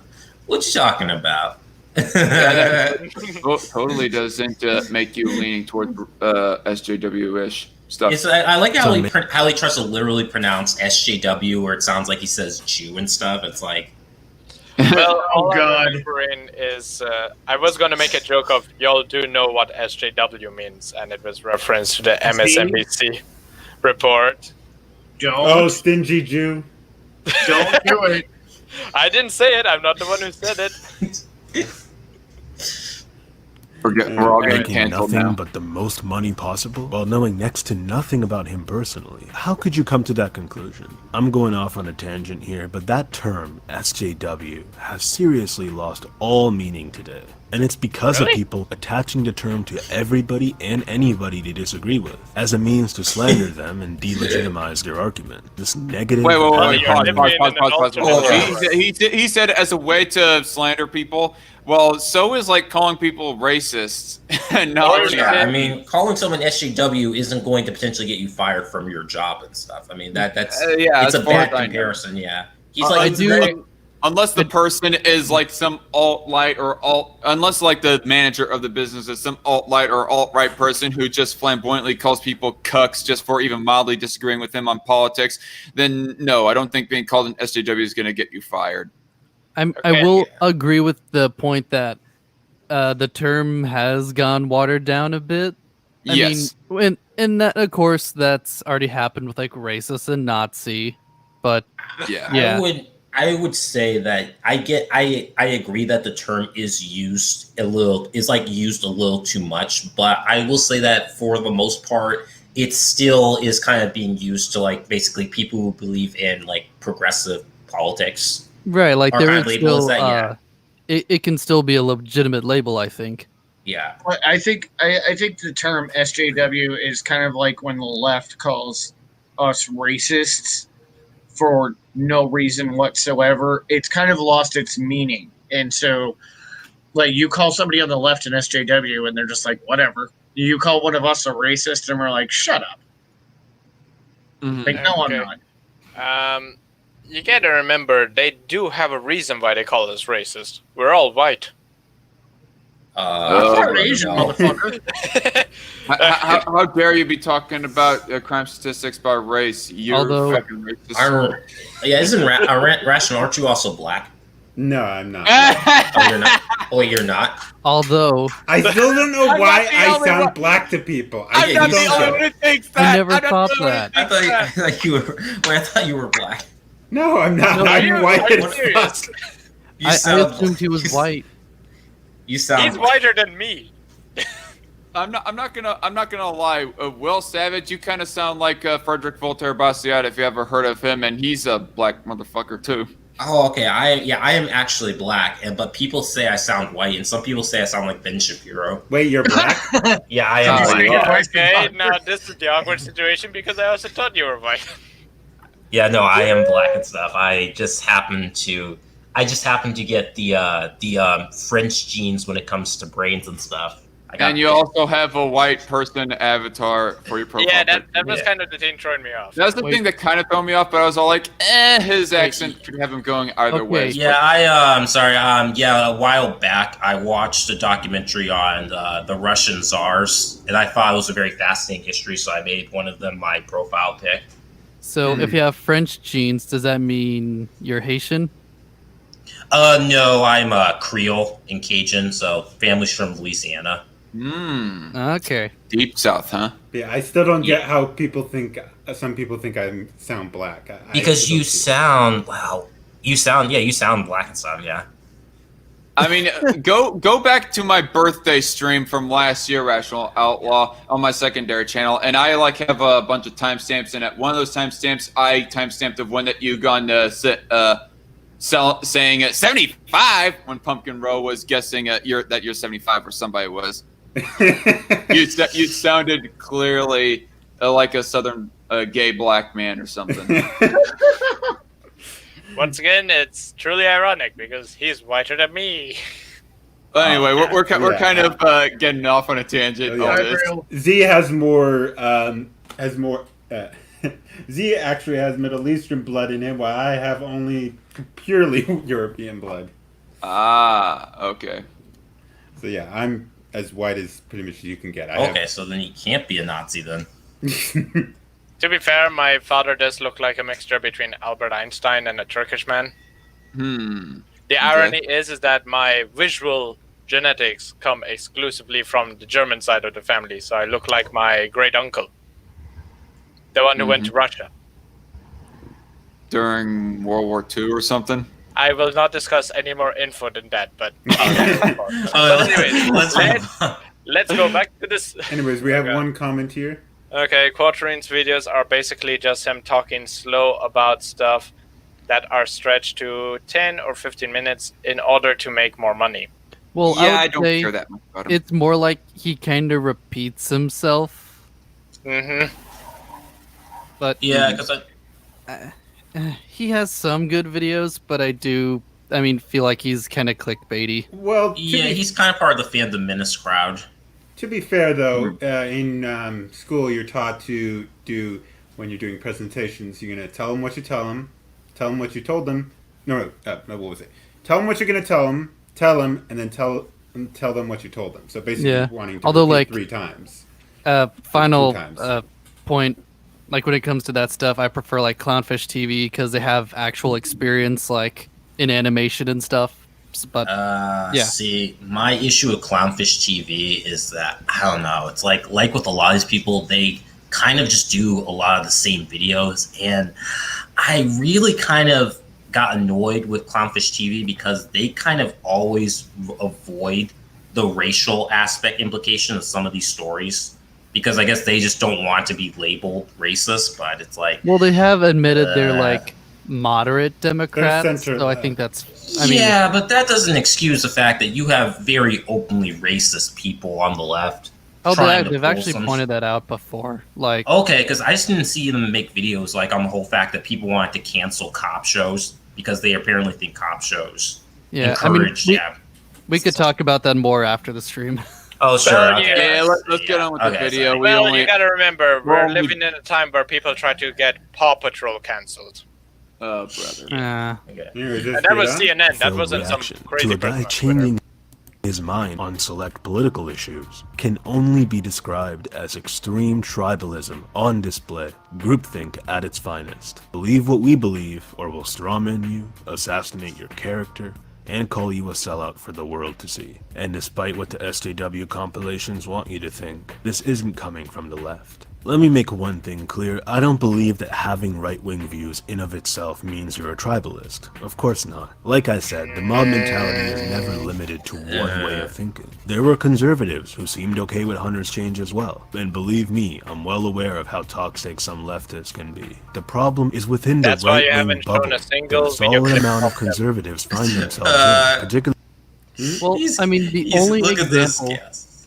I mean, the only example he gave was like complaining about tankies, communists. So He barely he goes against like the SJW center left of America, but he doesn't go against like the hard and far left. Easy on me. I mean, maybe it's because he doesn't know enough about economic philosophy in order to like fully rebut them, or he doesn't care enough. I don't know. Well, I'm well aware of how the right wing can be and how the left wing can be. I hate his voice. Sorry. Well, just Well, look at, I- I mean, you I'm look at just the going to say picture. personally that I am all right with Easy on Me. I mean, he's at least one of the more honest YouTubers, at least in my opinion, anyways, able to go against I wouldn't both say sides. that right here, because considering the fact he pretty much ignored the entire part where Hunter Avallone called pretty much everyone on the right racist, so I don't know Well, about that. okay. Yeah, I kind of feel like this is kind of, I mean, this kind of, I don't know, like this video kind of feels like this is bad centrism, where it's like, you know, so I try to sometimes agree with centrism, but my point is that the thing is that given the nature of power, like how the left has an unbalanced amount of power compared to the right, I tend to focus more on the left because there's literally no point in going after the right, because it's like they're not going to pass laws. If you're not going to pass laws, you know, that will actually greatly affect like my liberties, I'm not really going to care about you compared to the left, who actually kind of want to,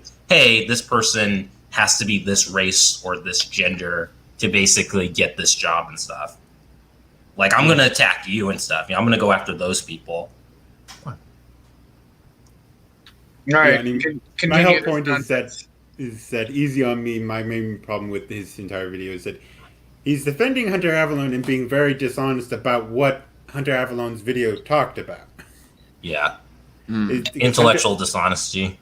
Hunter Avallone basically pretty much just said everyone on the right are alt-righters, pretty much, insinuating that they were all Richard Spencers, which is very, very wrong and very dishonest. And also, my other problem was the fact that he ignores actual scientific things about transsexuals with gender dysphoria. He ignored Hunter Avallone ignored that gender dysphoria exists and basically denies that it exists when there is still in the sun. It still is, although it's being pressured to be gotten rid of. It's still in the DSM-5 and everything. Yeah. It just ignores actual scientific evidence. Very quickly, I do not know of who Scorch is like responding to here, but he says the right does want to pass laws. The right like to pass social type laws. I think he's responding to me, actually. See, they want. I'm not saying they don't want to pass laws. I'm just saying, given like establishment power and stuff, the left has more power because they kind of, you know, they own a lot of these lobby groups, academia, entertainment. You know, it's just you can get away with a lot of stuff on the left compared to the right. Whereas the right, if you say something wrong, you'll end up basically homeless and stuff. Yeah, if you do something stupid. I mean, yes, Scorch, they did that, but that was technically when it was around some decades ago. The anti-gay laws. Most of those laws were on the books for decades. To be fair. Yeah, but but I'm also talking about now. Like right now, if you go to certain places and stuff, you can get canceled and stuff. No, I think I was trying to bring up the Scorch believes that the anti-gay laws. I don't think there's anything. I mean, there's been trying to pass in some areas anti-gay laws, but for most part, they've been unsuccessful. All right, shall I continue with the video? Yeah, they do have a lot of power, and well, yes and no in a sense. I think pretty much both sides have relatively equal power in the military, maybe slightly more right. The military is, from what has been told, is leans to the conservative side. But, they're not going to start a coup at the moment, not like that.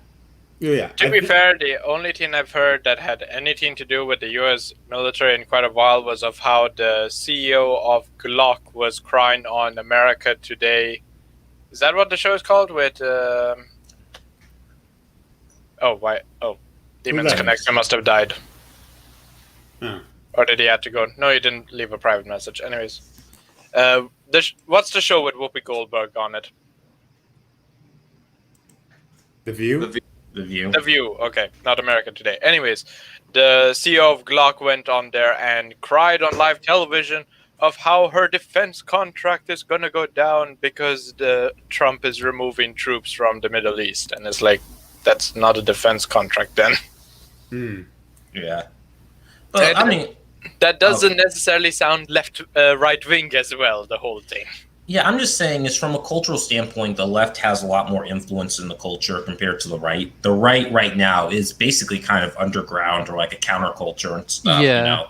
The only difference is compared to previous counterculture. I mean, if I can finish, I'm just as one explanation. The difference between modern counterculture with the right and like previous countercultures before is now, we're so centralized in our connection in our economics and stuff now that you can basically get unpersoned. It's harder to get influence out there without going through some information monopoly.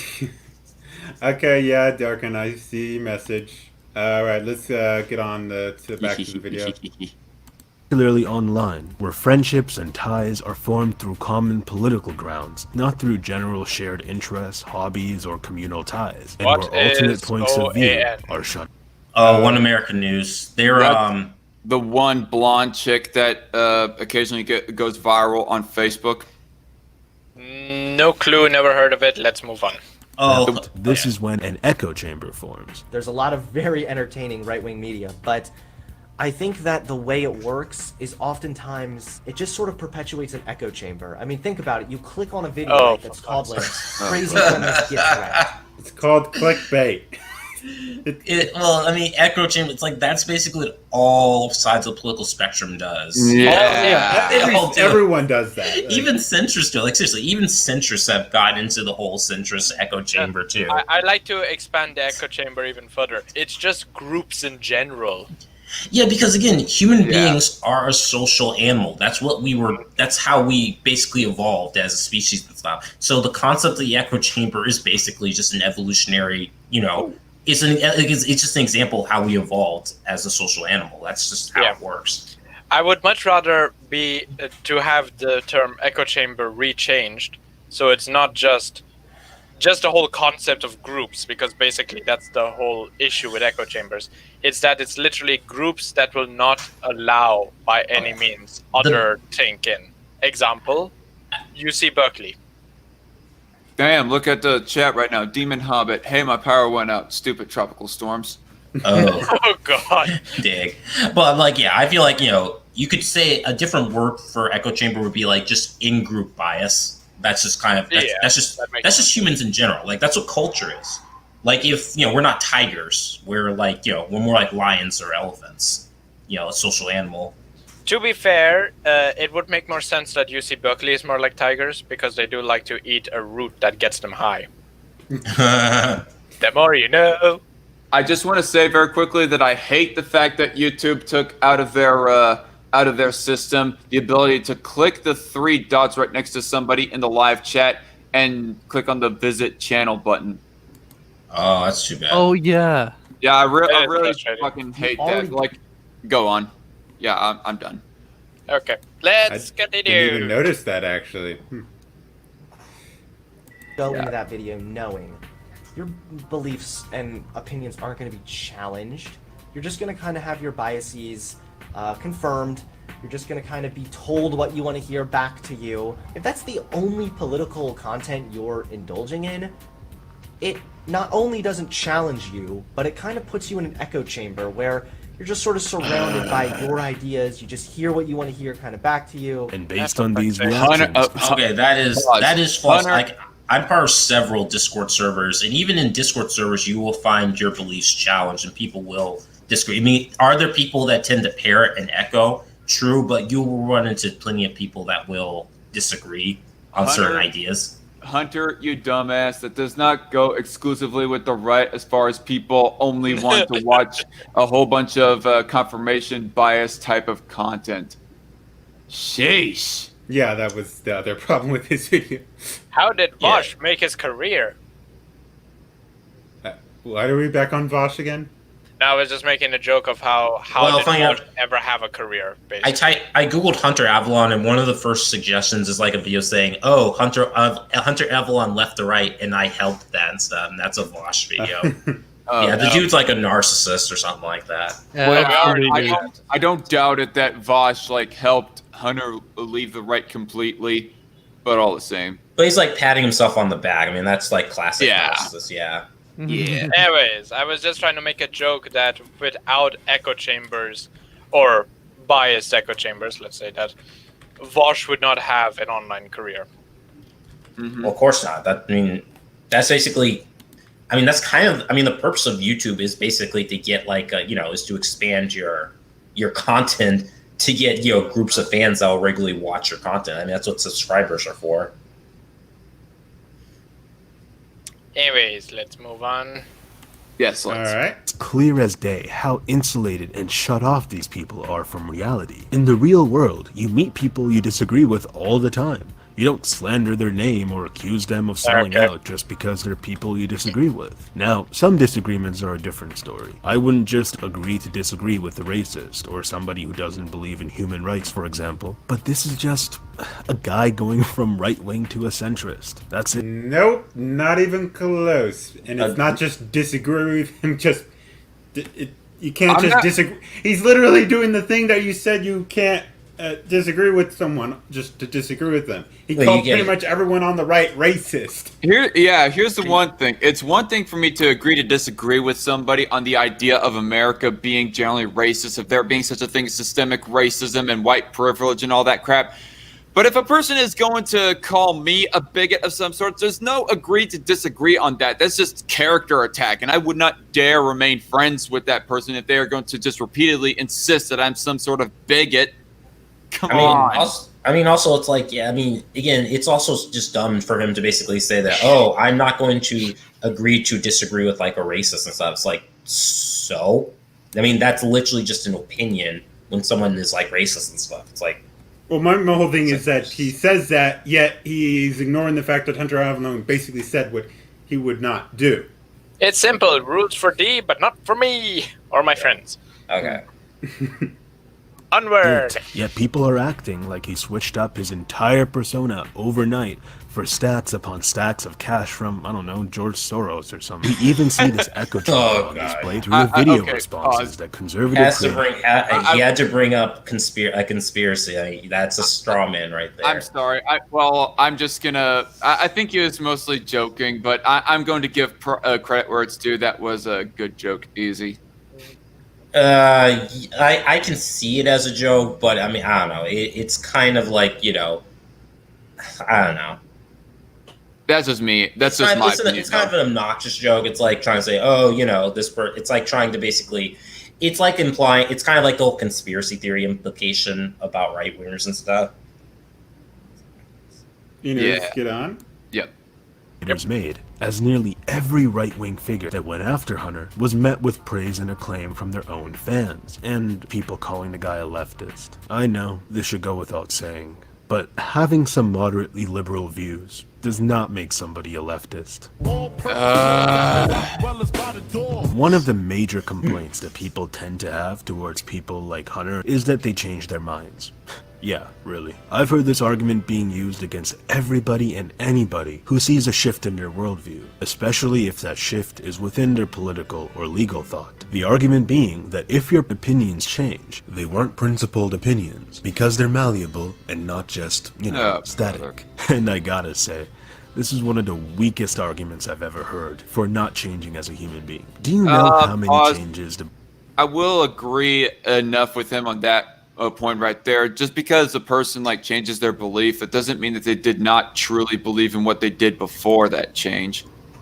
The only problem is the fact that he's believing in stuff Well, the that problem. everyone Okay, well, when someone changes their beliefs, I mean, you also. I mean, people want to look into the reasons for it. And so, I mean, people are mad at Hunter not because he just stopped being a right winger, it's because his reasons. Like most people. Yeah.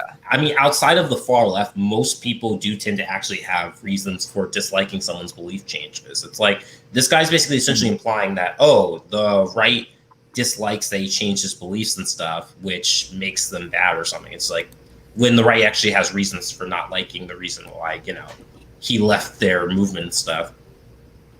Yeah, I do also want to say to the point that he said a little bit earlier, like before he made the topic transition within his video, that he was all like the people complaining about people calling Hunter a leftist. Like, I cannot really blame those people on calling him a leftist. And it's not just because that he's just taking some more moderate positions on issues. He's also taking center left positions, like in regards of abortion, of being no longer for criminalizing it, and also because he's becoming more and more socialist or socialism sympathetic. So And apparently the abortion he did part, not hear those clips or something.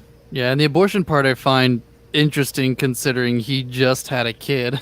Like when my aunt had a child, like beforehand, she was a Democrat and more lax on it, but then once she had a kid, like she flipped, like she became very against it. I know. So I lived in blue states and stuff, and there are plenty of women that have had multiple kids, and they still wholeheartedly support abortion and Planned Parenthood. So Well, it's pretty clear they had experience. Now they regret it. I think it's just it's the classic I can do it but you can't. It's like how I know this woman that is constantly knocking white guys and stuff, and yet she's only ever been married to white guys. Anyways, let's finish the video. We're almost done with it. Okay. Wait. To address something in the chat very quickly, Demon Hobbit asks, does he claim to be a Christian, or am I off on that one? Actually, he no longer considers himself a Christian. If I recall, Yeah. he considers himself an atheist now, if I recall. I don't even Release remember agnostic. him considering himself a Christian, but then again, I haven't seen his videos in years. So He did. I mean, there was one point of one that he was making apologisms for Christian creationism, and Eazy on Me actually made a response video to Hunter on that. That was the history that Eazy was laying out at the very beginning of this video. And Reckless Trucker even did a response video on his channel towards both of them back during the old guard skeptic days, when the skeptic community used to have been a whole bunch of anti-theists, Oh yeah, I remember that. Yeah, it's just, which is kind of interesting that this video is now apparent. It's not interesting that he became an atheist apparently, and now this video is coming to his defense. I wonder if there's some biased reasons for this video and stuff. Anyways, let's finish on with the video. The brain goes through as you age, especially as you age into adulthood. Nobody should be expected to keep the same opinions as an adult that they did when they were a teenager. Remember that Nobody's online making that political point. circles tend Oh, to target God. Zoomers. There's a reason young and impressionable white men fall for the alt-right, for example. It gives them an easy scapegoat for a changing world. Liberals, feminists, Muslims, any group you could categorize as the other. But as they grow up and, I develop a bet The with some progressivism they is begin showing to through. This guy sounds like he says he's I know people are saying he's a centrist, but it's this is just, I don't know, that's a lot of progressive talking points. And then he basically brings up the whole white guys being attracted to the alt-right, and so it's I do also want to say that Eazy on Me kind of strawmanned all the people being critical of Hunter. Nobody is saying that anything in regards of people keeping their opinions ever since they were a kid, the same beliefs that they do now as they were as a kid, or something. yeah, but he literally basically is saying that these young white men are finding the alt-right as a scapegoat. It's no, it's not a scapegoat or because of change of war. It's because of actually openly racist Yeah, openly like, racist rhetoric against white men and stuff. Yeah, I will he's give you a not- good example, which is myself, because I used to be. I would say I had a pretty interesting young and middle teen years because I grew up in India, and most of this stuff came about where I was in a school with 400 other students, and guess who was racist towards me for my skin color and the fact I was European? Who? Well, non-whites. Well, all of the non-white students, which were everyone else, including the teachers, because that was a wonderful time. Ah, And- shit. Sorry for that. That's no point. Yeah, I mean, I'm not going to explain that, but they're scared of me now, but that's a different story. Basically, what I'm trying to say is that first, I was a Nazi. Well, an online neo-Nazi. But that was like when I was 14. Then I moved on to communism, which I will say is my most cringiest phase, because that also involved my anti-theist era, which ironically also had me wearing a fedora before I knew what it meant on the internet. Like, I never saw a fedora before. I always saw it in old movies, and I loved it. Like And I have a fedora or something. And that's pretty much it. It's just racism helps these groups. So currently, you're some kind of right winger. I don't. I'm not going to coin you as libertarian authoritarian because sorry, that just makes me inwardly cringe a little bit. Z, but you're some kind of right winger. Well, I right told now. you it How old are you? rhymes. He's let's just say he's a conservative libertarian. Just call him that. I will say one of my key requirements is a medicinal Abrams tank. So going back to the Eazy's depiction of the alt-right, there's a lot of issues with his description that just shows he really doesn't understand it. Like, for example, there are plenty of people who are not white who are alt-right, like Latinos and Asians, like, especially, like, for example, in Brazil, for some reason, there's a lot of alt-right people. well, Brazil has a lot of very light-skinned Latinos, so I mean, it's like they kind of fall under, I guess, the white Hispanic label, where they like look really, they look like Europeans, basically. Also, yeah. for color, they have not recover. I can't speak today.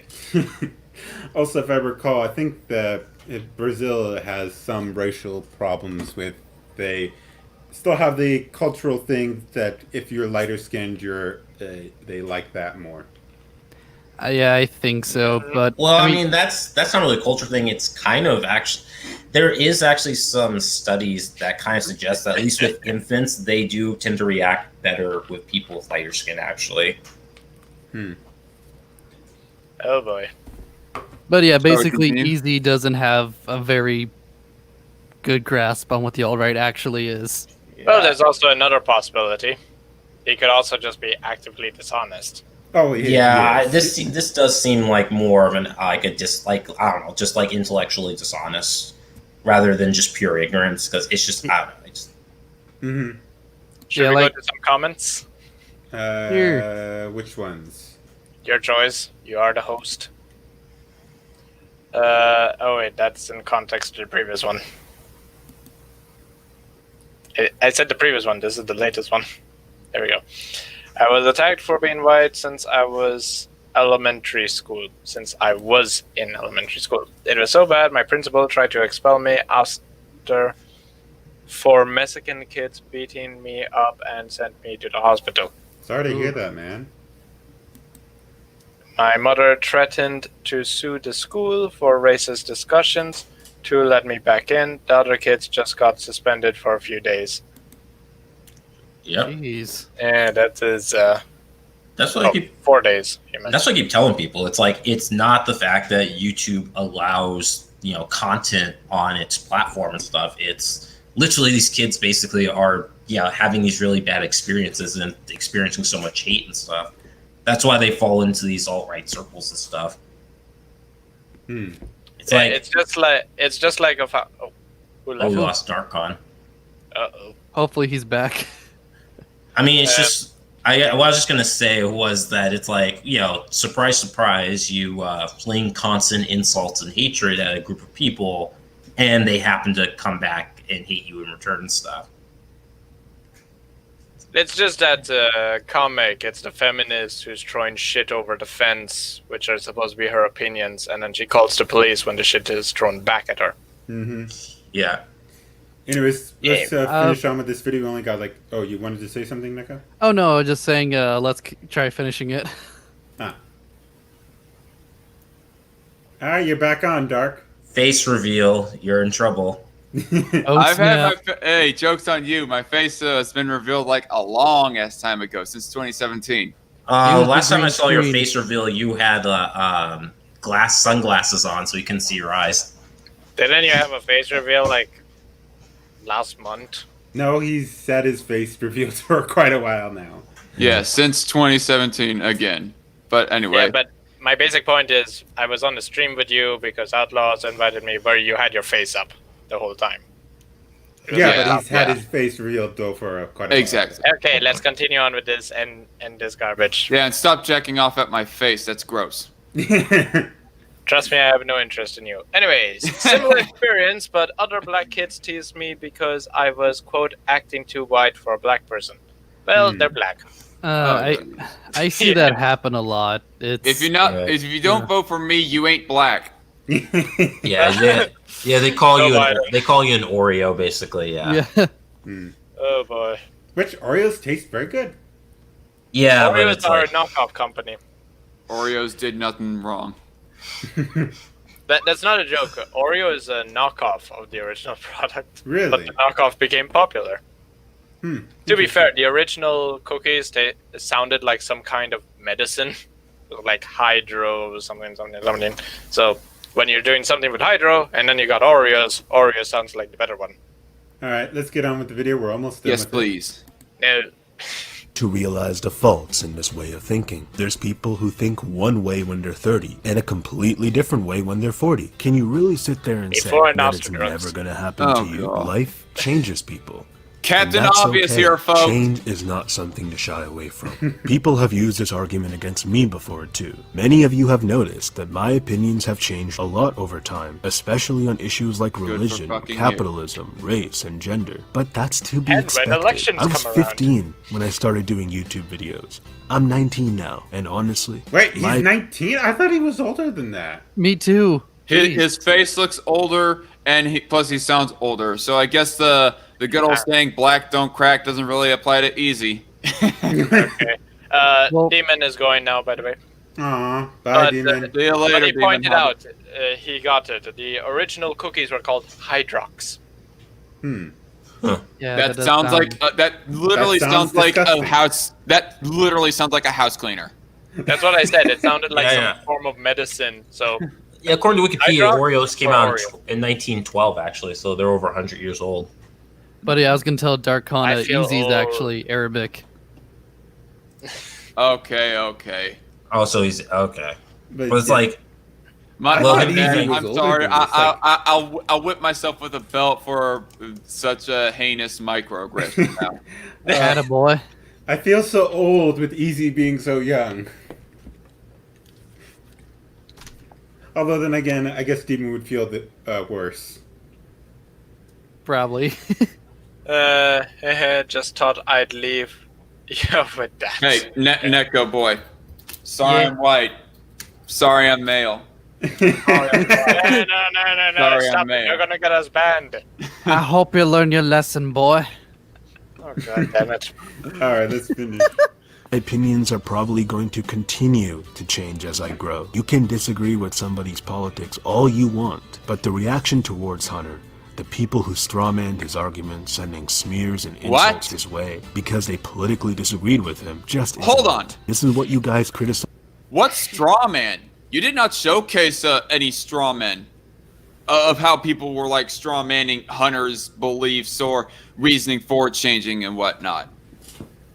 All you said is that supposedly people were smearing or slandering him in regards to calling him an SJW, which we were able to explain right here on the stream as to why there is some reason to say that he's becoming SJW-ish. I mean, I will not say that he's like a full-blown intersectional feminist SJW, but all the same, you're not making a very good case as to how people are strawmanning Hunter.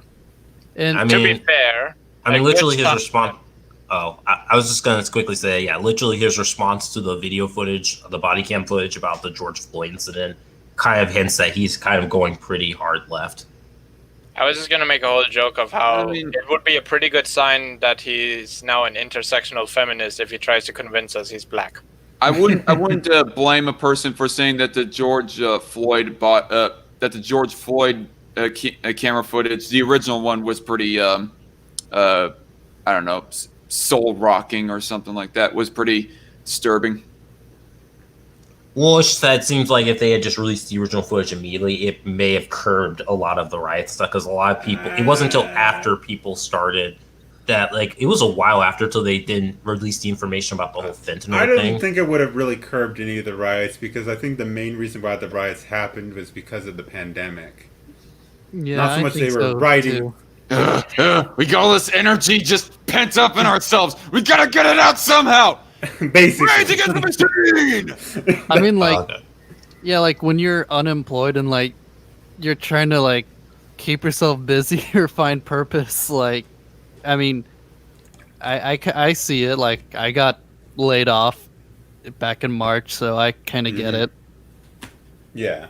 I think the main reason, as me and Nico are talking about, is that since because of the pandemic and so many people are unemployed, the stress of everything and all that, I believe all these kind of things just increase the rioting. That there might have been a riot still with George Floyd. However, I don't think it would have been nowhere near as big as it has gotten to be.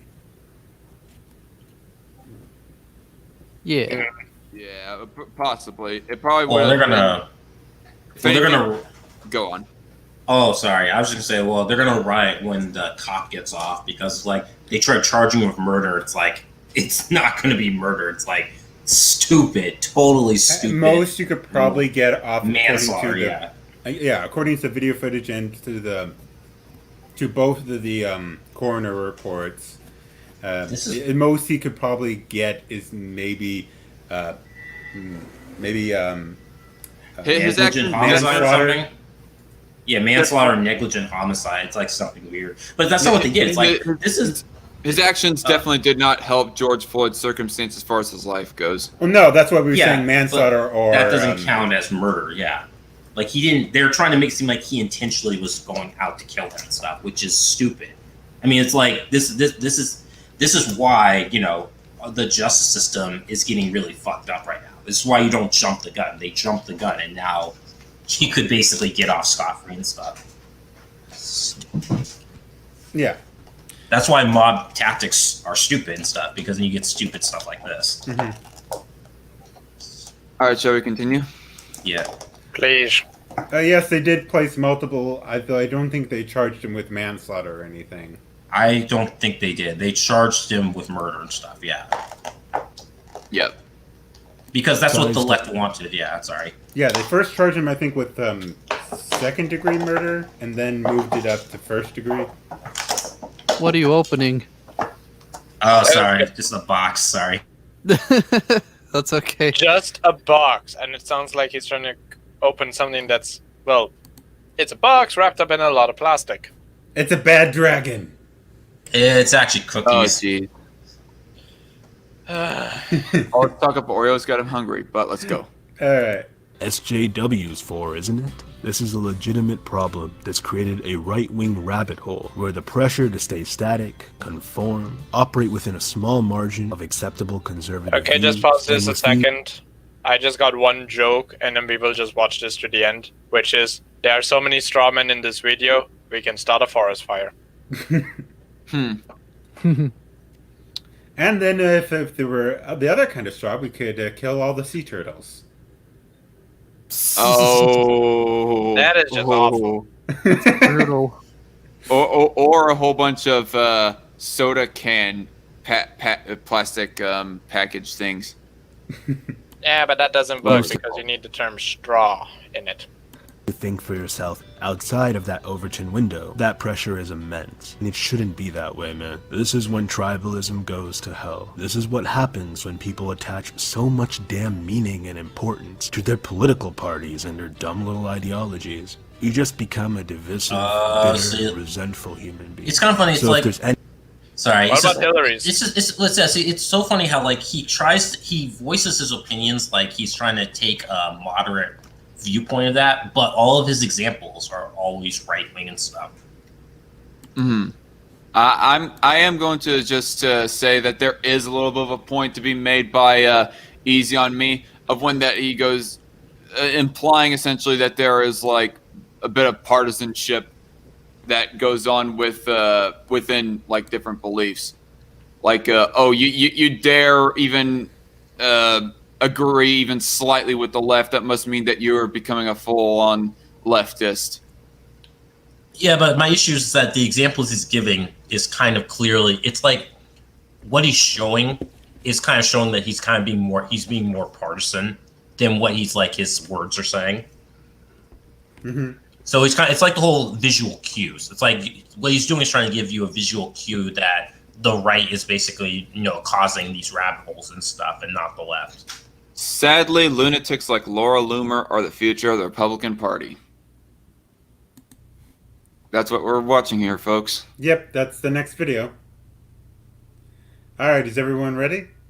No. Sure. Wait, did someone leave? No.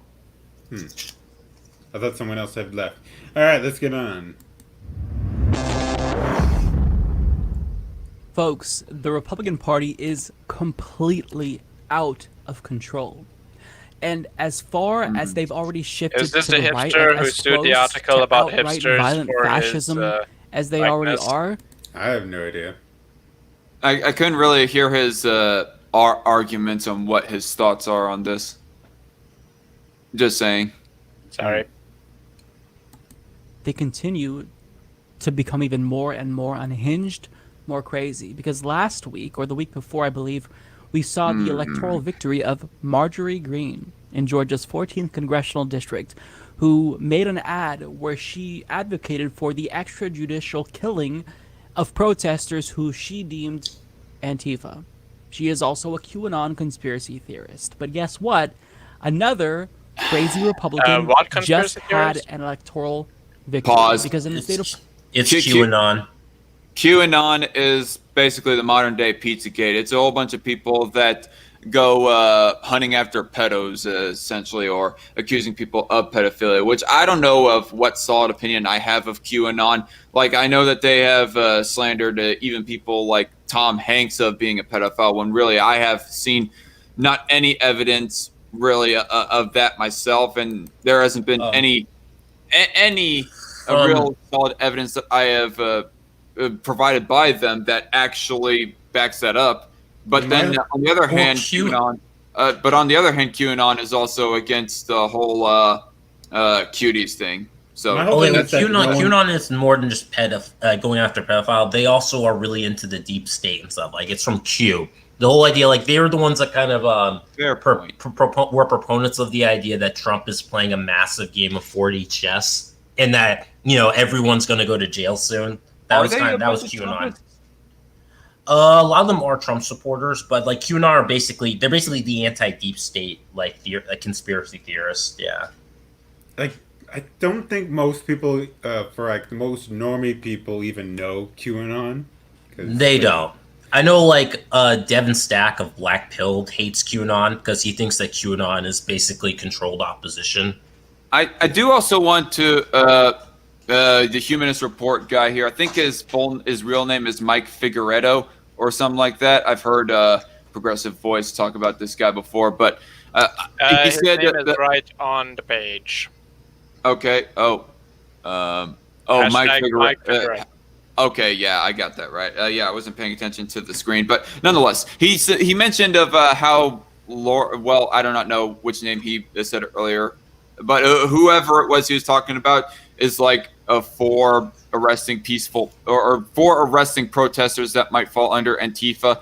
I just want to ask, like, for context, are those people who actually committed violence or property damage or something like that, riot involved activity? Because if that's the case, well, then fuck them. But if you're talking about actual peaceful protesters, well, then yeah, fair enough. The person advocating for this stuff is advocating for the arrest of them is a dirtbag. But how come I have a feeling that Mike is not going to clarify on that?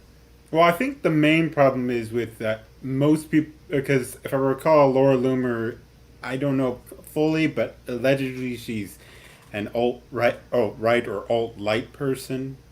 I don't know. She is like alt-right. She's not alt-right because the alt-right hate her because she's actually Jewish, like as of Jewish descent. So they are automatically hate her for that. But she she really does not like Muslims. Like she thinks that Muslim immigration is basically like the death of like Western culture, American society. I really will never understand the Jew hatred. Like, seriously, I uploaded my video about Jonathan Yaniv on BitChute, and somebody just randomly commented down below, I bet that that Yaniv is a Jew. And I'm like, I don't give a shit. Is that really relevant? No, it's not. Oh, so you're a good goyim? Goyim. Yeah, I find the Jewish hatred thing to be very just so nonsensical, kind of like Hey, a lot of stuff on the left. what happened to the USS Liberty? Please Oh, don't. boy. I mean, No, I'm I just think joking. I'm not going to blame Jews in America for stuff that the Jewish government or Israeli government more specifically did I mean, back in technically they 19. are I get the that. I mean, government I'm in a just sense. saying is that there's like the whole JQ going on stuff, but the point is Laura Loomer is not alt-right. If anything, she's alt-right. She's kind of a bit of like a provocateur. Like she believes in the whole deep state, all that stuff, and she used to be associated, I think, with Rebel News. Then she left Rebel Media. and Rebel Media. And now she's going into politics. Yeah. Which I didn't even know though she was American because I thought she was I thought she was like a Lauren Southern. Like I thought she was Canadian or something. Yeah, no, she's not. She's American. All right, so continue on. But the other thing I want to bring up is the fact that this video is actually old in the sense of news because recently there was a trans woman Satanist who that one. made the nominee for the Republican nominee in an election. For New Hampshire sheriff. Yeah. Or the sheriff of some county in New Hampshire, I think it was. Well, was that the opponent of Laura Loomer or something? No, Laura Loomer is in Florida. Yeah. Okay, well, I don't know the the full story about this, but how do those come into play with each other, Rash? No, the reason why I'm saying that because he's trying to say that the Laura Loomer is the future of the Republican Party, and it's like, okay, then how do you explain the trans? Okay, So I was this. The trans woman was because no one was paying attention to the ballot. It was an example of people not just voting for whoever because of the party. You know what I mean? Yeah, she did it to prove a point.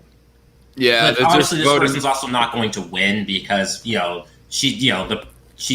going to realize, oh yeah, this person's not legit with our values, so they're going to run someone against her.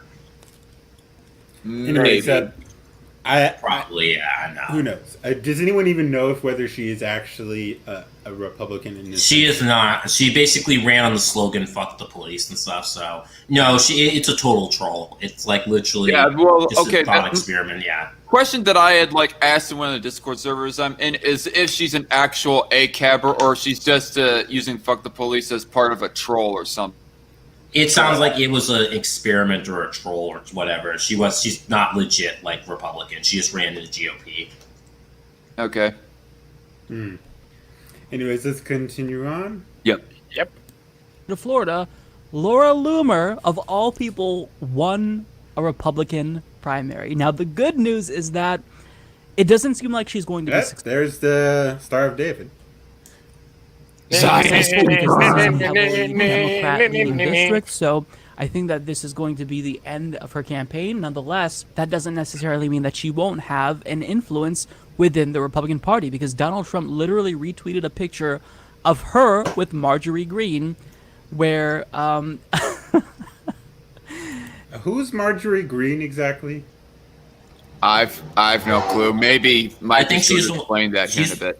I think she's the one he explained earlier who basically wanted to pass a law that made it so at least in his words, tried to shoot Antifa or something like that. Yep, that's the one that he was talking about. But knowing this guy, he probably just it's probably misleading what he just said. Oh yeah, he's definitely probably. Well, that was the joke that I was trying to go with, because some time ago there was the whole news article of a hipster who sued an article because they used an image of a hipster, and found out that the hipster that was the article picture wasn't him, and this guy looks like the stereotypical hipster. Yeah. He does, and he sounds like it too. Oh, yeah, The future of the Republican Party, or allude to it, and it's not incorrect. They're not wrong, right? Now, Laura Loomer, for those of you who don't know, she rose to prominence after she was banned from either Twitter or Facebook, and she then chained herself, or handcuffed herself to the headquarters of said company to protest it, and then live streamed, and then she went around pretending to be the victim or whatever. This is someone who is You can imagine what it explicitly says in racist. it. Like, she doesn't use dog whistles. Like, she is very explicitly anti-Muslim, anti-immigrant. She wears it on her sleeves, and she is also first of Muslims all- would kill her. Hold on. First of all, being anti-Muslim is not racist unless this guy's implying that, only Middle Easterners can be Muslim, which is stupid. Did everyone forget about Yeah. the Swedish ginger Muslim? Yeah, but this guy is basically being an idiot. It's like being anti-immigrant is also not racist either, because anyone can be an immigrant. And I'm just going to pose the question under the possibility that maybe he'll eventually get to it. How much of an approval does Laura Loomer have within the general Republican base? Well, you've also got to look at how many of the people who actually voted for her even know who the heck she is. Well, I would say like she does have a pretty big following. I mean, not because of the Twitter stuff. Like, she is pretty popular among some of the younger right-wing sphere. It's just this whole people trying to call her racist is all bullshit. She's just a non-traditional right-wing person. You know what I mean? She's kind of the millennial / Zoomer type of right-winger and stuff, rather than the whole old school boomer right-winger who's like all about civility. She's kind of like the fuck civility, right? Shall I continue? Yes. Oh, sir. RNC chairwoman Ronna McDaniel actually called her and told her that she is the future of the Republican Party. So what we see is like a new squad emerging, albeit on the right. But thankfully she won't get to Congress. But I mean, we see like these new rising stars in the Republican Party. I wanted to get to Congress so and bad. They are insane. It's like the squad on shrooms when you're having a bad trip. Like, this is horrifying. Like, if this is the future of the Republican Party, the Republican Party yes doesn't have a future. America doesn't have a future. Like, pause. Because they have Okay, yeah, no, I totally wanted to Congress because I want to see her get into like a cat fight with AOC. So it's like, yes, we kind of need a Republican AOC because it'd just be so much fun stuff. Yeah. I'm just going to say that I am waiting for the absolutely ridiculous thing to be posed by a Humanist report. Right now, all I can say is just I press X to doubt. I just love how this guy is basically trying to claim that the Republicans are going to have a squad that's like the Democrat squad on like drugs and stuff. It's like bullshit. That's a lot to go up against and stuff because the squad has already done so much cringy shit. Yeah, and I will say that even if there's like going to be this quote unquote squad, this small group of younger, more fiery right wingers that are going to get into Congress, is that in of itself a bad thing? I mean, yeah, sure, it's a bad thing new for squad, you, which of course, and that's kind of the point. Here's a Republican squad. So Laura Loomer, Nick Fuentes, Miley Yiannopoulos, Alex Jones. No. That would be great. I would love that. Would be so much fun to see if they got that. Nick, oh god, not Nick Fuentes. Yeah, his opening speech is the cookie question stuff. His opening question is how much, or the opening question posed towards him is, how much do you sympathize with Islamic theocrats? And he'd be all like, oh, I think that they have a great idea of throwing gays off of the top of buildings and banning transgenderism and all that shit. And in their own country, I think you'd say. Like, in America, no, I prefer a Christian nation stuff. I prefer a Christian I'm saying throwing that gays off of buildings. Well, you mean you don't support white Sharia law and stuff? Yeah, of course we don't. Well, I mean, again, that's why I tell people there's a difference between libertarianism and conservatism. Like, as a social conservative kind of myself, I mean, I wouldn't say I'm for executing people for being different. I would just say I just champion, as they'd call, heteronormativity and stuff as like the standard family for America. Yeah, nuclear family. I mean, sure. If once you're an adult, you can do what you want. It's just, if people don't want to see it in public, I am perfectly fine. If people don't want to see it in public, I'm not. I mean, sure. I mean, if you are like a libertarian that just champions the idea of the nuclear family but doesn't want to enforce it into law, that's all well and good, in my opinion. I'm not really I'm not a libertarian. I'm more conservative. I just happen to support free market capitalism and stuff.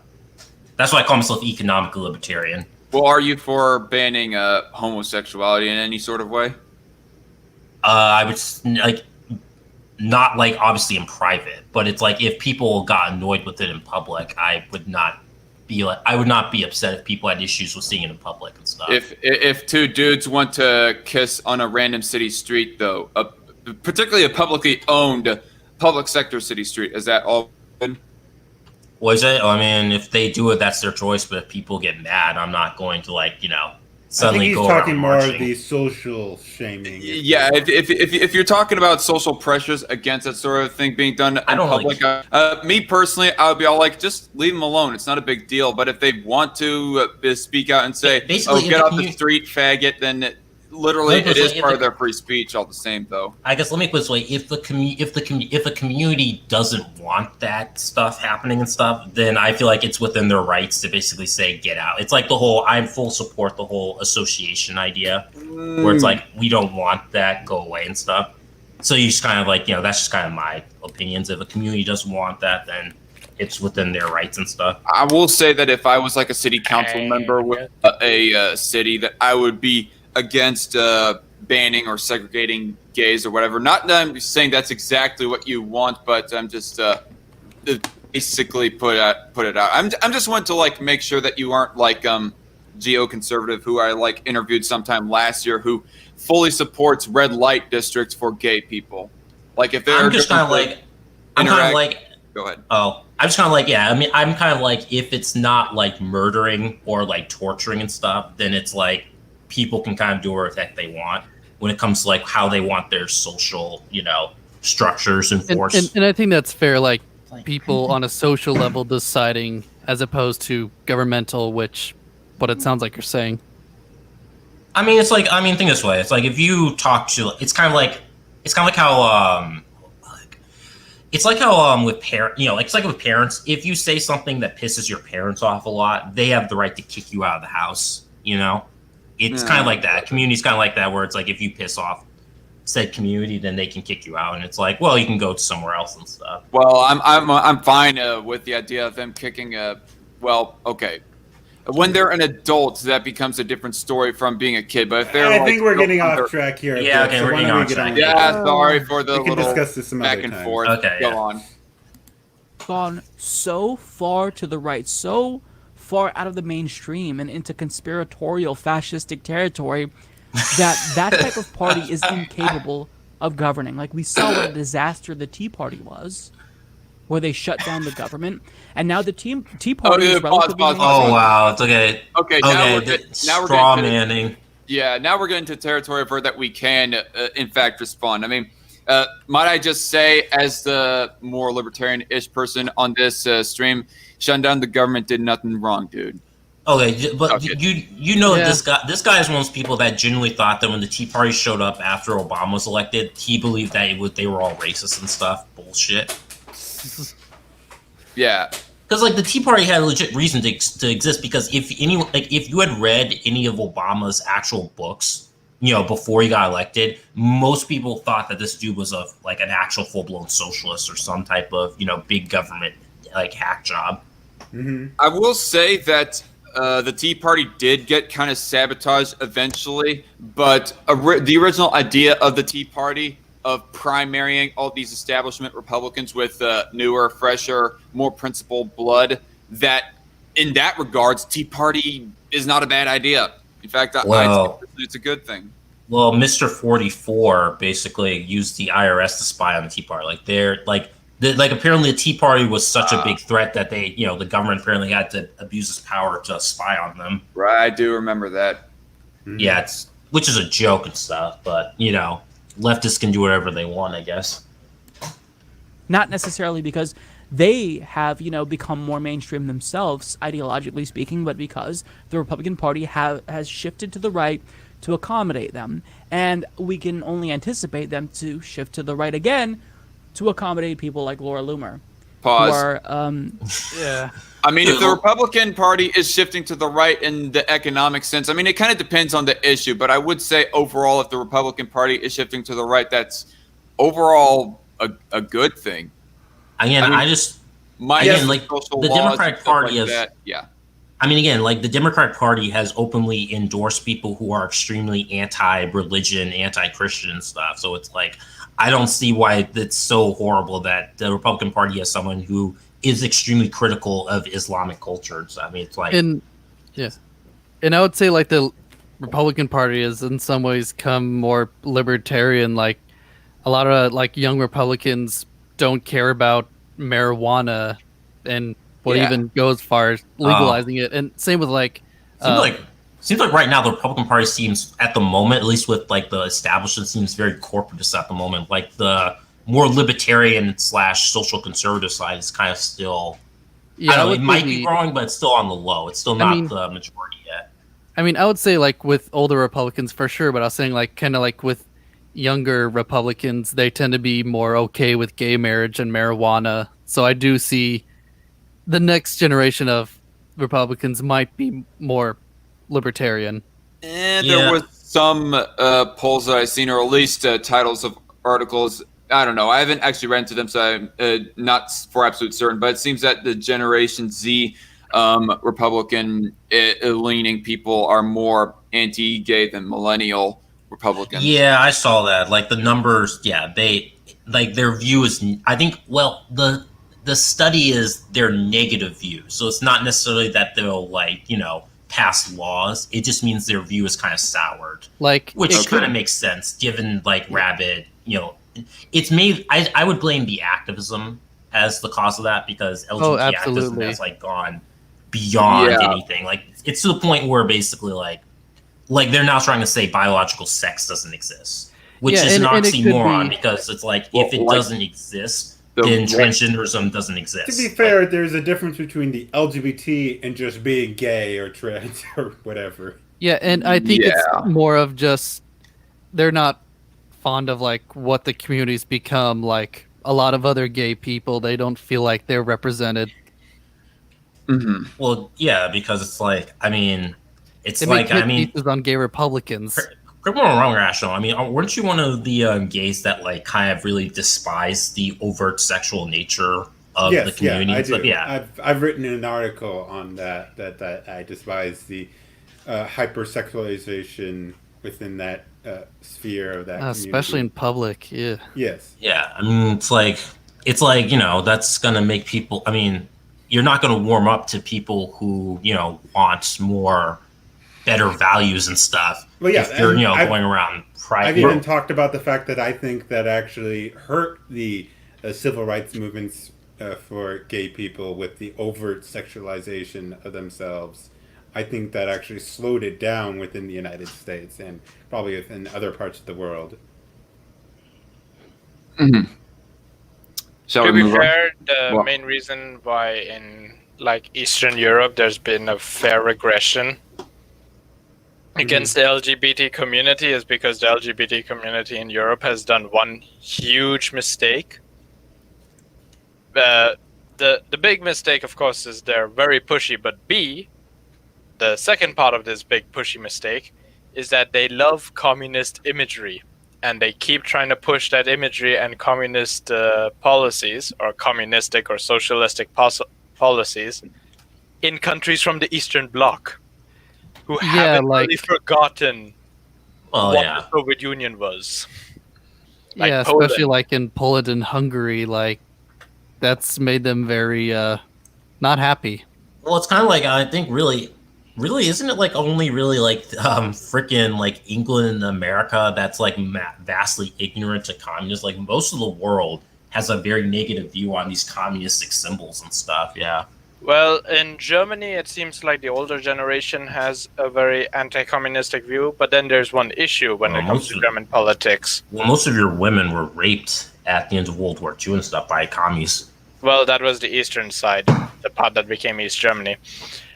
No, the key thing is the biggest issue we have in Germany at the moment when it comes to the positive outlook of communism, if you will, and the USSR itself, is because we have a lot of politicians from East Germany, like Merkel, our chancellor.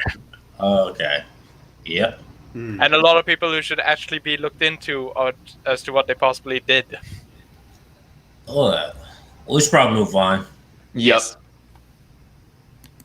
Insane. Well, we are all So crazy. the question is, at what point do they snap back to reality? The question is that a possibility given how far they've shifted to the right? Because looking back to a politician like Reagan, he seems sane in comparison with these new Republicans, Laura Loomer, Marjorie Greene. In fact, you can look to Sarah Palin as a voice of reason given how far they've fallen. And on this current trajectory that they're on, like within 10 years, we'll be looking back saying, remember when Marjorie Greene and Laura Loomer were like the craziest Republicans? They keep changing at a rate that is alarming to all of us. That should be alarming to all of us. So what you're saying... Yes, because you know, like drag queen story hour and being okay with letting kids take hormone blockers and stuff is totally, you know, a reasonable position to take. And praising the movie Cuties. Yeah, it's like, shit. Oh, but Laura Loomer said something bad about Muslims and stuff. It's not like, you know. I will say one thing about the film Cuties. The original script has a good story. Because the basic story of Cuties is between two degeneracies. The degeneracy of Islam and the degeneracy of the uncensored internet. Did it have... Z pedophile confirmed. Z pedophile confirmed. Oh, fuck off. I'm just... Wait. I am going to say for Z's credit that trolling somebody of being of a pedophile is not the type of trolling for me anyways. But I will ask, the original script, did it have the underage women, underage girls doing any sexual? No, I think what he's trying to say is a script, because a script is different from an actual movie. If the actual movie had with adults, illegal adults, and where they were playing children or playing, let's say they played high schoolers, or got some women who looked super young, if they were playing a character who was that young, that would have been fine, no matter. The thing is that the original but script... I'm just going to say that the original... Can I just fucking speak? The original script so far had no written record as to how old the girls were going to be. Just that they were going to be in their teen years. That was the only specification. And it's France. And my basic point is, the story that is portrayed in... older. What I'm trying to say is that the story portrayed in Cuties is an interesting concept. The rest of the film is a complete effing disaster because oh boy, I'm just going to say for the record that I don't give a flying fuck of what script that they have. It's the fact that they had little underage girls acting in a sexualizing manner. Z's also against that. We're all against that. Yeah, okay, we're all against that. What I'm trying to say is that the tragedy of Cuties is that it actually has an interesting story. How they did everything with it is just borderline illegal. It's illegal in some US states, which is why Netflix is in really hot water in certain US states. I forgot which one it is. But I'm just trying to give credit where credit is due. The original script had an interesting concept. The end result, goodbye with it. All goodwill is gone with it. And if you want to see a movie that actually criticizes that without showing a whole lot, watch Hard Candy. Yeah, I mean, it's like Hard Candy. Oh, Hard Candy is about like a teenage girl capturing a pedophile and interrogating him. Yeah, I mean, it's like, I mean, I don't know. It's like I made a joke one time, like in relative to Cleese when people were trying to come to the defense saying it was being critical of, of like, the culture of sexualizing girls and stuff, Like the joke I made was that you could basically adapt the Turner Diaries word for word and just come out saying that it's basically a criticism of alt-right beliefs, despite the fact that the Turner Diaries is basically like the overthrow of the United States into an ethno-state. It was written by an actual neo-Nazi and stuff. Yeah. If I may bring us a little bit back on track, I mean, the stuff that Mike here is saying right now is just fluff and literally stuff that can be said towards the Democratic Party and the left of how they've been becoming further left. So, well, yeah, yeah, I mean, Yeah, I thought so we had too. a Democratic socialist almost get the ticket twice. So, Unless you go by their logic, and they'll say Bernie Sanders is a centrist. no, he's a socialist. The dude literally loves there's like no socialist system that Bernie I Sanders know, hasn't but embraced. literally there are people trying to say that Bernie Sanders is a centrist or a His moderate. honeymoon was in because the of- Soviet Union. Because of gun, I think it's because real? he's not a gun grabber. Apparently, like he's not into gun Well, control. Now he's kind of a gun grabber. Okay, yeah. Here's the thing. Like, he might be sympathetic towards the idea of people like owning shotguns, hunting rifles, and pistols, but he voted for the renewal of the assault weapons ban in 2013. So he is very well for banning AR-15s and expanding background checks and stuff like that. Seems to me. But anyways, Give me my I just, medicinal thanks. if we go by his logic, he would view probably Bernie Sanders as either a centrist or a moderate. This guy probably voted for Bernie still. He probably did. Yeah. Anyways, Oh, please look at that beard. let's finish this video. The soy boy beard. Yes, please. Talking about the radical left, the radical right should be on everyone's minds. The radical right should be a national news story that everyone talks about because of how alarming Okay. this shift to the right is. Just But just they're hold not on in a second. power. I got a good outside reference. Here in Germany, we're genuinely taught by the state and our schools that the radical right is the most dangerous thing in facing Europe right now. Remember, this is at the same time as we've had several Antifa riots and the God knows how many Islamic attacks, who I can tell you don't really fall into the classic right-wing territory, or European right-wing at least. And what really annoys me is that my last school over here, there was a class where everyone agreed, except me, I just kept quiet, that right-wing extremism is the most dangerous. Right outside of my school is the rich white area of the city, and everywhere is something splattered Antifa control zone, Antifa this, bash white fascist. I will say that he goes bashing the idea of the Republican Party becoming a further right on certain issues. Like, note, I do not know what all the beliefs and rhetoric is of this chick that he's showcasing. But while he's complaining about the Republican Party becoming further right, he's showcasing a girl like basically owning what looks like an upgraded AR-15 variant sort of rifle to where it almost works as a sniper rifle now or something. And all of us on the right are just thinking, good. Like, I want less gun control. I want to be able to own more hardcore weaponry, But again, it's like he says this while literally California is trying to get rid of the statute that prevents like racial discrimination in hiring for public offices and stuff. Yeah, but it's sure, the really- right is the threat. Yeah. Yeah, and like just when the left has so much more media time, like for example, the freaking Simpsons animating, Oh god. Alexandria Cortez, like No. Yeah. I was just reminded of the worst thing if you saw the gun episode that anyways, there's the famous clip where there's a revolver that a guy is loading a magazine into. oh, And- jeez. And people pointed out that yes, there is in real life a revolver that loads a magazine. Like, it loads the magazine and then you can reload the revolver bit with ammunition. The issue is that it's crap. And this is clearly like what was the gun that Dirty Harry had? Colt 45? I think so. I don't know. I haven't watched Dirty Harry. Either way, you unfortunately. get the classic thing. It's a classic revolver, what they animated. Just it's loaded with a magazine.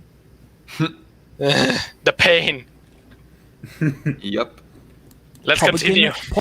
Party. I mean, Donald Trump is the standard bearer of the Republican Party, and he is explicitly racist. He's authoritarian. He's literally openly joking about running for a third term, which is uncalled.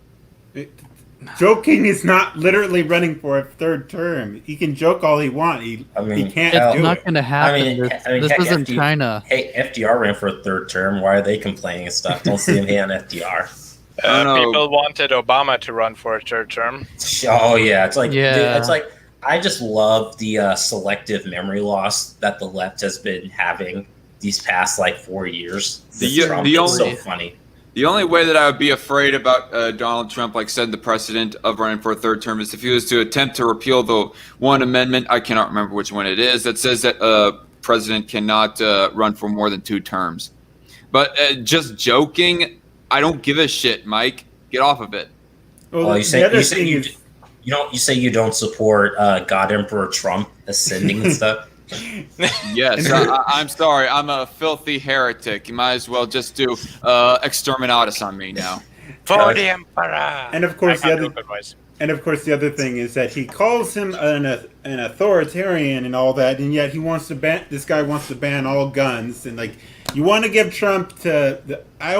It's always stupid when the left says Trump is an authoritarian. Let's ban all guns And ban free speech. Yeah. Oh yeah. It's just so retarded. Yeah, I don't remember Trump ever shutting down, leftists doing speeches. Well, he did attack the New York Times of their media license, so that was the one thing going against him as far as speech goes. Like, I think he tried to get their media license rescinded. That was in a way an attack on free speech. Yeah, but it's not unconstitutional. And also, the New York Times is not exactly the good example for journalism. Well, I know, but I believe that even lying, lying about the stats and facts of how a country is, what direction it's going, that falls under free speech as well. I mean, it becomes a different story when you're talking about outright slander, like you're accusing somebody of committing a crime. But generally speaking, lying also and uncredibility just falls under free speech as well. The New York Times did. What's the noise? What? I think that might have been my seat creaking. Anyways, let's finish this video. We're nearly done. Okay. Constitutional. He's deploying secret police to cities like Portland. And it gets to a point not where secret police. we're no longer talking about fascism as something that is coming soon to the United States or as a theory. Like, this should scare people. Like, I get that it's easy to make fun of them because they're cringeworthy and they're stupid and they're not serious people. Like, they don't actually believe in any policies. But if they are gaining prominence in one of 2 I will only major believe political you parties that have we policies when those ear hoops disappear. It's like, again, it's like, yes, because, destroying private property is totally okay when communists do it and stuff. But, defending your private property is suddenly a second coming of fascism. I find it also hard to believe that he goes saying that all these new blood Republicans for office don't have any policy positions. I really do. Like, they might not know the exact minutia details on how to get it done, but generally speaking, I will just say I call bullshit. If it come across their desk to repeal the Hughes Amendment or the NFA, they probably would vote for repealing it. Yeah, I mean, no, these young Republicans if they have truly policies. are worth their salt, anyways. Yeah, this guy basically just doesn't like anyone that doesn't go along with his beliefs and stuff. So essentially, like, if you're basically not at least like a centrist and stuff, you're like more to the right, you're basically a fascist in this guy's mind. Okay. Well, what's this link you posted, Z Commander? It's an image to lighten our mood. Anyways, we're nearly done with this, and then we'll go on to Z's image, and then we'll go on to the final video. Oh, I know what it is, and I already hate it. In the United States, like, it doesn't matter how crazy we think they are. The fact that they're able to see electoral success shows you that the party continues rapidly to shift to the right. And, you know, as much gains as the left has made within the Democratic Party, which is not much admittedly, it's still like we're moving at this pace to the left, but Republicans are moving At which with point that much does it speed to the become right. just And it's blissfully horrifying. unaware / line? So who's next? to Ted Nugent? Is he going to brain be the next damage? standard bearer? Is Roy Moore going to become a U.S. senator? Like, with how badly things have become, I wouldn't with mind this Ted party, with Nugent. how insane they've become, with how explicitly anti-worker they've become, like, Anti- I don't know what's next. Anti-worker. Yes, because We have people with electoral victory. Oh, Okay, whoa. Where were we? Lost our place, Rash. Good job. Well, Anyway, we've pretty much there's a- finished the video. okay, anyway. well, it's just yeah, Let's just just saying, finish it. I just want to say, anti-worker. anti-worker, quote unquote. Yes, because being for a business owner, being allowed to run their business however the damn well please, that's being anti-worker in these. Yeah, people. but you know, anti-worker as in workers of the world unite and stuff, that type of shit. I Yeah, want to 'cause- repeal the minimum wage. Oh, you're being anti-worker. Dude, it's like okay, like at this point, That's pretty good. At this point, it's like it just seems like so often that when the left just brings up the concept of workers, it's really just them sneakily trying to like gaslight for communism. Yeah, and you can't tell me you're pro-worker when you want to shut down businesses during A pandemic, Corona yeah. when it's going down. Yeah. Yeah. But I guess to them, it's like getting, I don't know, universal basic income counts as working. Did we want to continue on with the video? By the way. No, we're done with that video, but now we're going on to a final thing to have fun with. Oh, fine, I'll put your thing first, Z. Biden Well, has we been saying have the this picture. while We we've have been the- streaming. We have Z's picture up already. Yeah, but Biden has been talking Perhaps, while we've been Most streaming. and perhaps, most cruelly of all, if Donald Trump has his way, the complications from COVID-19, which are well beyond what they should be. It's estimated that 200 million people have died, probably by the time I finish this talk. Go on to the next one, which involves 6 If Donald million. Trump has his way, the complications from COVID. Pause. That is just as bad as Nancy Pelosi saying that if Obamacare is repealed, then 500 million people will die because of lack of health care. Yeah, I Oh, just God. found this on Twitter as I was going, and this has been happening while we were streaming.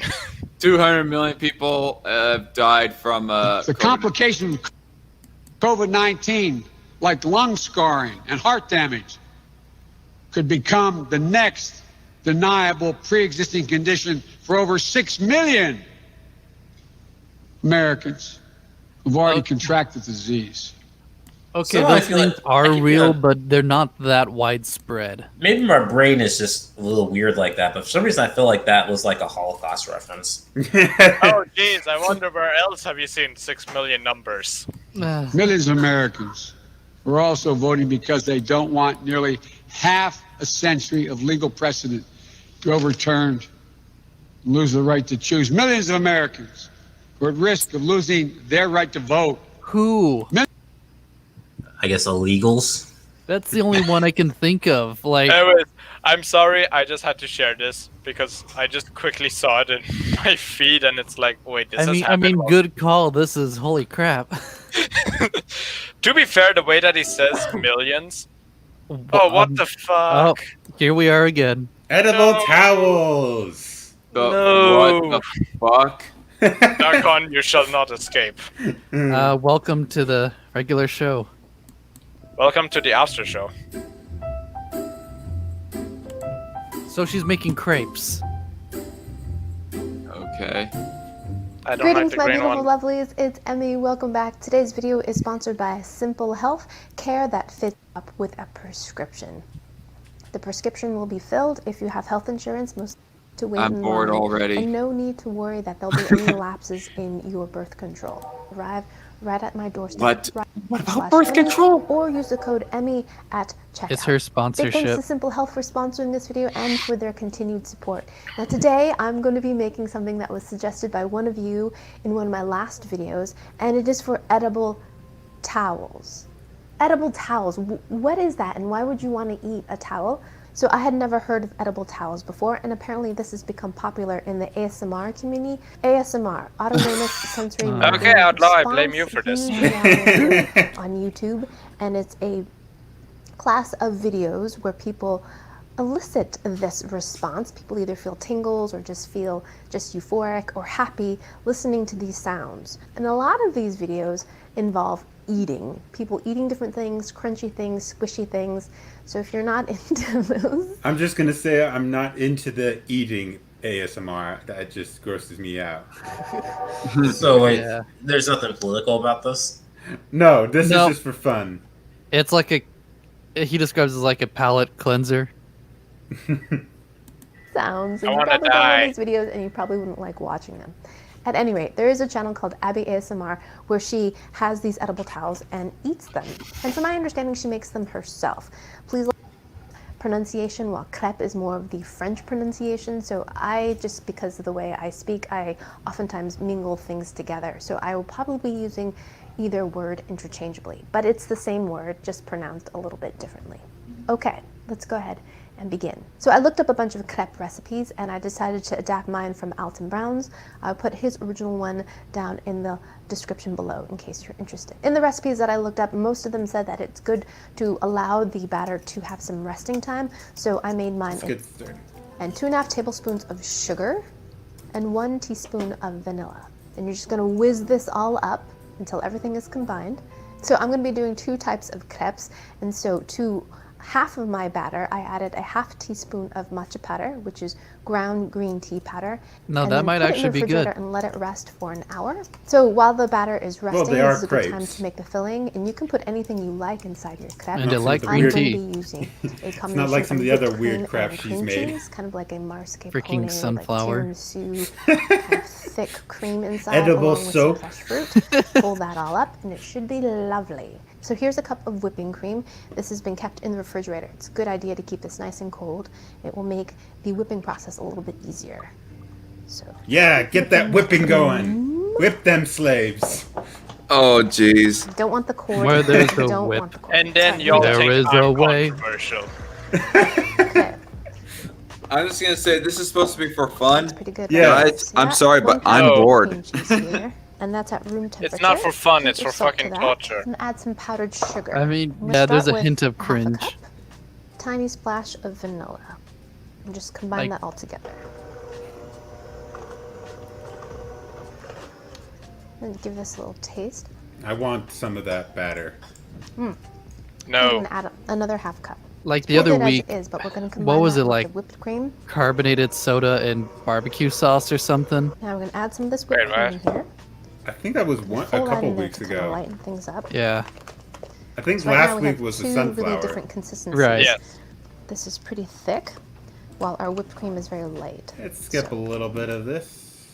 To make our crepe. Alrighty, so I've got a pan here. I'm super excited to Stop try trying this to pronounce out. it the This French is a way. Just say non-stick. crepe, They call it like a everyone kebab. else. I find at the Asian market locally, and it says it's induction crepes. friendly. Although my Kind induction of burner has reminds been me kind of fritzy lately. Superwoman who My kept on medium, insisting low, that and Pakistan and medium buttons Afghanistan do were not pronounced work, like but I can reduce it to Pakistan split, and so I think I'm gonna set it to Afghanistan. about 330 degrees. I am in the market to get I a remember that new video. induction burner. This Yeah. one has been good to me. I actually got it on clearance at Target. Geography class? Well, the fan makes this pretty loud, so if you have any recommendations to an induction burner that you like, I'd love to hear about it. Let me know down in the comments. I'm using some ghee, which is a clarified butter, just less likely to burn, and I'm gonna wipe much of it off. Wow, this pan is getting hot. I'm gonna reduce Well, that it's a down. pan. Is the original batter? I'm using a 1/4 cup. Ooh, that pan is hot. They always say the first crepe is the bad crepe. This is the first time I've made crepes, by the way, so that's why this Looks is like spaghetti monster. It's my The- spaghetti monster So I god. need to spread my the batter flying out spaghetti faster. monster. Free me. Okay. He's trying to so communicate. Get Free rid of me. that. And we will reduce the temperature down. Tilt it. Add a little bit more. This is why they have those crepe. Is this water your first time dispensers making that go like crepes? I think she She said so. literally just said that. Okay. This is so bad. Yeah, I think that's what I need. Have you made crepes before? Why are you beeping? My stepmom has. Okay, so I think I'm gonna have to rethink this. I have when I used to work in Okay, a restaurant. so this is not good because I need this crepe batter. So how's she doing, Darkcon? I'm gonna say terrible. Crepes are not working. So I think. Horrible. Is that Japanese So what I think I horrible? need to do here is make myself French. a tool. If I took, I've got a push What's pin Japanese with horrible? a dowel that I just stuck a hole in. Would that work? If you say bad, it's warui. And I'm going to use 1/3 of a cup of a measuring spoon this time. That. Oh, jeez, no. What are you doing? Not working. It was fine before you started using the Not toothpick working. thingy. Not working. Jeez. You think? Oh my gosh. The look at pain. this. What a disaster. It's just I think I'm starting to understand why this video has so many likes. Oh, It's because no. she's like. It does having smell fun good. at It her own smells like expense. a ice Yeah. cream stand, nice and vanilla, but my crepes look like garbage. what is this? A The YouTuber named crepes look like Zara? crap. Have you failed me? I don't Nope. know. She has Okay. 2 million subscribers and she doesn't They make it look know so how to easy make in all crepes. those videos. They're like, oh, and you pour the batter What a and you professional. swirl it around, and that's that. I can only Add some understand that butter. the reason why Okay. this has so many likes is because This she's is just, frustrating. That was so unsatisfying. you know, Probably because she's relatable. Alrighty, my lovelies, I'm back. It's Maybe. been several hours. Several hours of frustration, but I managed to get some passable crepes. Did you really though? 3 Or batches. did you have I had someone to else make make them 3 for you? batches of this, and it's not Yee. Alton's fault. Okay, I'm I trying to was about find to fault the this recipe, but YouTuber it Robert wasn't Schneider over his here fault. mentioned. I had to Can't seem problem to check a find few it. things, and I discovered that the pan was also okay as well. It was my source of heat, so I ended up cooking the crepes on my stovetop over here, which had a bigger flame and was more even, and so that helped. Also, what helped was How do you have a cooking Okay. to channel? use the correct amount of batter. I don't think I was using enough to get to spread all over the pan, so I found for What the was the pan hint? that I had, I needed about 3/4 of a cup of batter. I think what also helped was having the right technique. I had to make sure to shake the pan really vigorously and do a preliminary swirl to get the I will batter say to distribute evenly all over that the pan. I was able to cook the crepe things on a griddle and was able to even get tried them to using spread around skillet. fairly well. This is my That's Most kind of like a non-stick flour skillet. tortilla It's to me. made by Green Pan, and I've owned this pan Yeah, for that's how they just typically a few look. months. I don't use They're it just much. I a just tad use it to bit cook egg, sweeter and the than eggs stick. This tortillas. is no longer non-stick, even though the surface And have a little bit more of perfectly an smooth and egg shiny flavor and than looks like it should tortillas. be non-stick. They're really It's good with not, fruit. and that makes me Yep. upset. So I'm getting rid of this pan. I will not ever buy a Green Pan again, and I don't recommend anyone buying these pans because they don't work. Okay. Enough of They don't that. work or you Like don't know I how said, to I made cook. 2 more batches of batter. Maybe When both. I mixed up my matcha batter, I made sure to put in a full teaspoon of matcha powder to a half batch, and I got a much greener color. Look at that, isn't that beautiful? I think I also just got better at making them. I Yes, don't think practice crepe wraps are goes a supposed to long be that way. green. These are the plain Oh, she put matcha vanilla powder version, in. and these turned out beautifully Okay. as well. So I'm taking 2 So basically, I'd try green it. tea and I'm overlapping crepes. them. And now I'm going to use some of this Okay. filling that we made. Put it right down the middle. Now I'm going to use some raspberries. Ah, put Some strawberries of it in there. in. They taste better. Now I'm going to fold this up. I think most people make it into like a sauce. Okay. So it looks kind of like a big omelet Burrito. or something. But I think what's really going to make this look fuzzy like a towel is the dusting part. And I'm going to be dusting this with kinako, which is toasted soy powder. So I noticed Ew. in Abby Oh, ASMR, jeez. the ends are really well. Why not Okay. just like I'm just gonna dust Because away. you mentioned soy, I'm Really, gonna have to take a really- hard oh my pass. Gosh, it does look like fabric. That's crazy. Why not just That use does not Really look like work. fabric. Yeah, Dust away. you're right, Z. Really, really dust it. I want to cover up all the Outlaw, kind we of have to break smooth up after this. Oh, bits. ha ha ha. This is what ended the relationship, still and I think fuzzy. others over here will agree. Okay, so now No, we're going to wait. repeat the Okay, same process, she but this she, time she applied with it more the heavily, then it green started looking a little bit more like fabric. clips. I'm For this confused. She one, said I'm gonna be kinoko was using like some soy caramelized powder, white but chocolate. that means I mushroom made in this Japanese. for my not fried chicken She's only ice half cream. If you haven't seen Japanese, that so video, she's I'll gonna put the screw link up down something on below. occasions. And this is what I use to coat the ice cream. So I'm gonna just give this a good drizzle. This is gonna be amazing. Is it now? So we're going to do the same thing with the dusting, but this time we're going to use the matcha powder. And dust it so it looks fabricy. This is so great. It's so kind of magical how it transforms it. Looks pretty passable to. Oh, It matcha looks. smells so good too. Yeah. It looks pretty passable to me, and by passable, I'm meaning I will pass it. Pass it to someone else. Yeah. Doesn't look like something that I urgently want to make for myself. Oh my gosh, all that failure makes victory all the sweeter. Here we Victory have in it. quotation marks, after all. Edible. I just popped matcha powder all over the place. The edible towel. All right, I'm gonna take some pictures and then I shall eat this thing, just like a burrito. Yes, Cringe. yes. Hashtag relatable.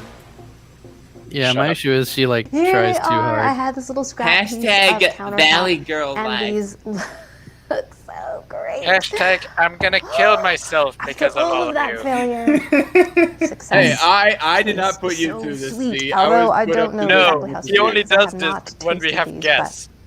I have to I say, am Which is forced all to the for time. always all guessed. of that effort, especially the failures, this makes me so happy.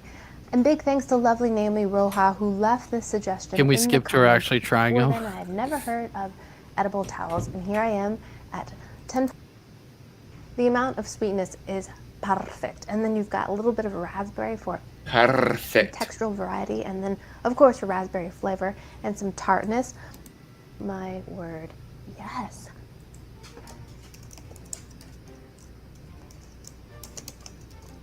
I'm hungry.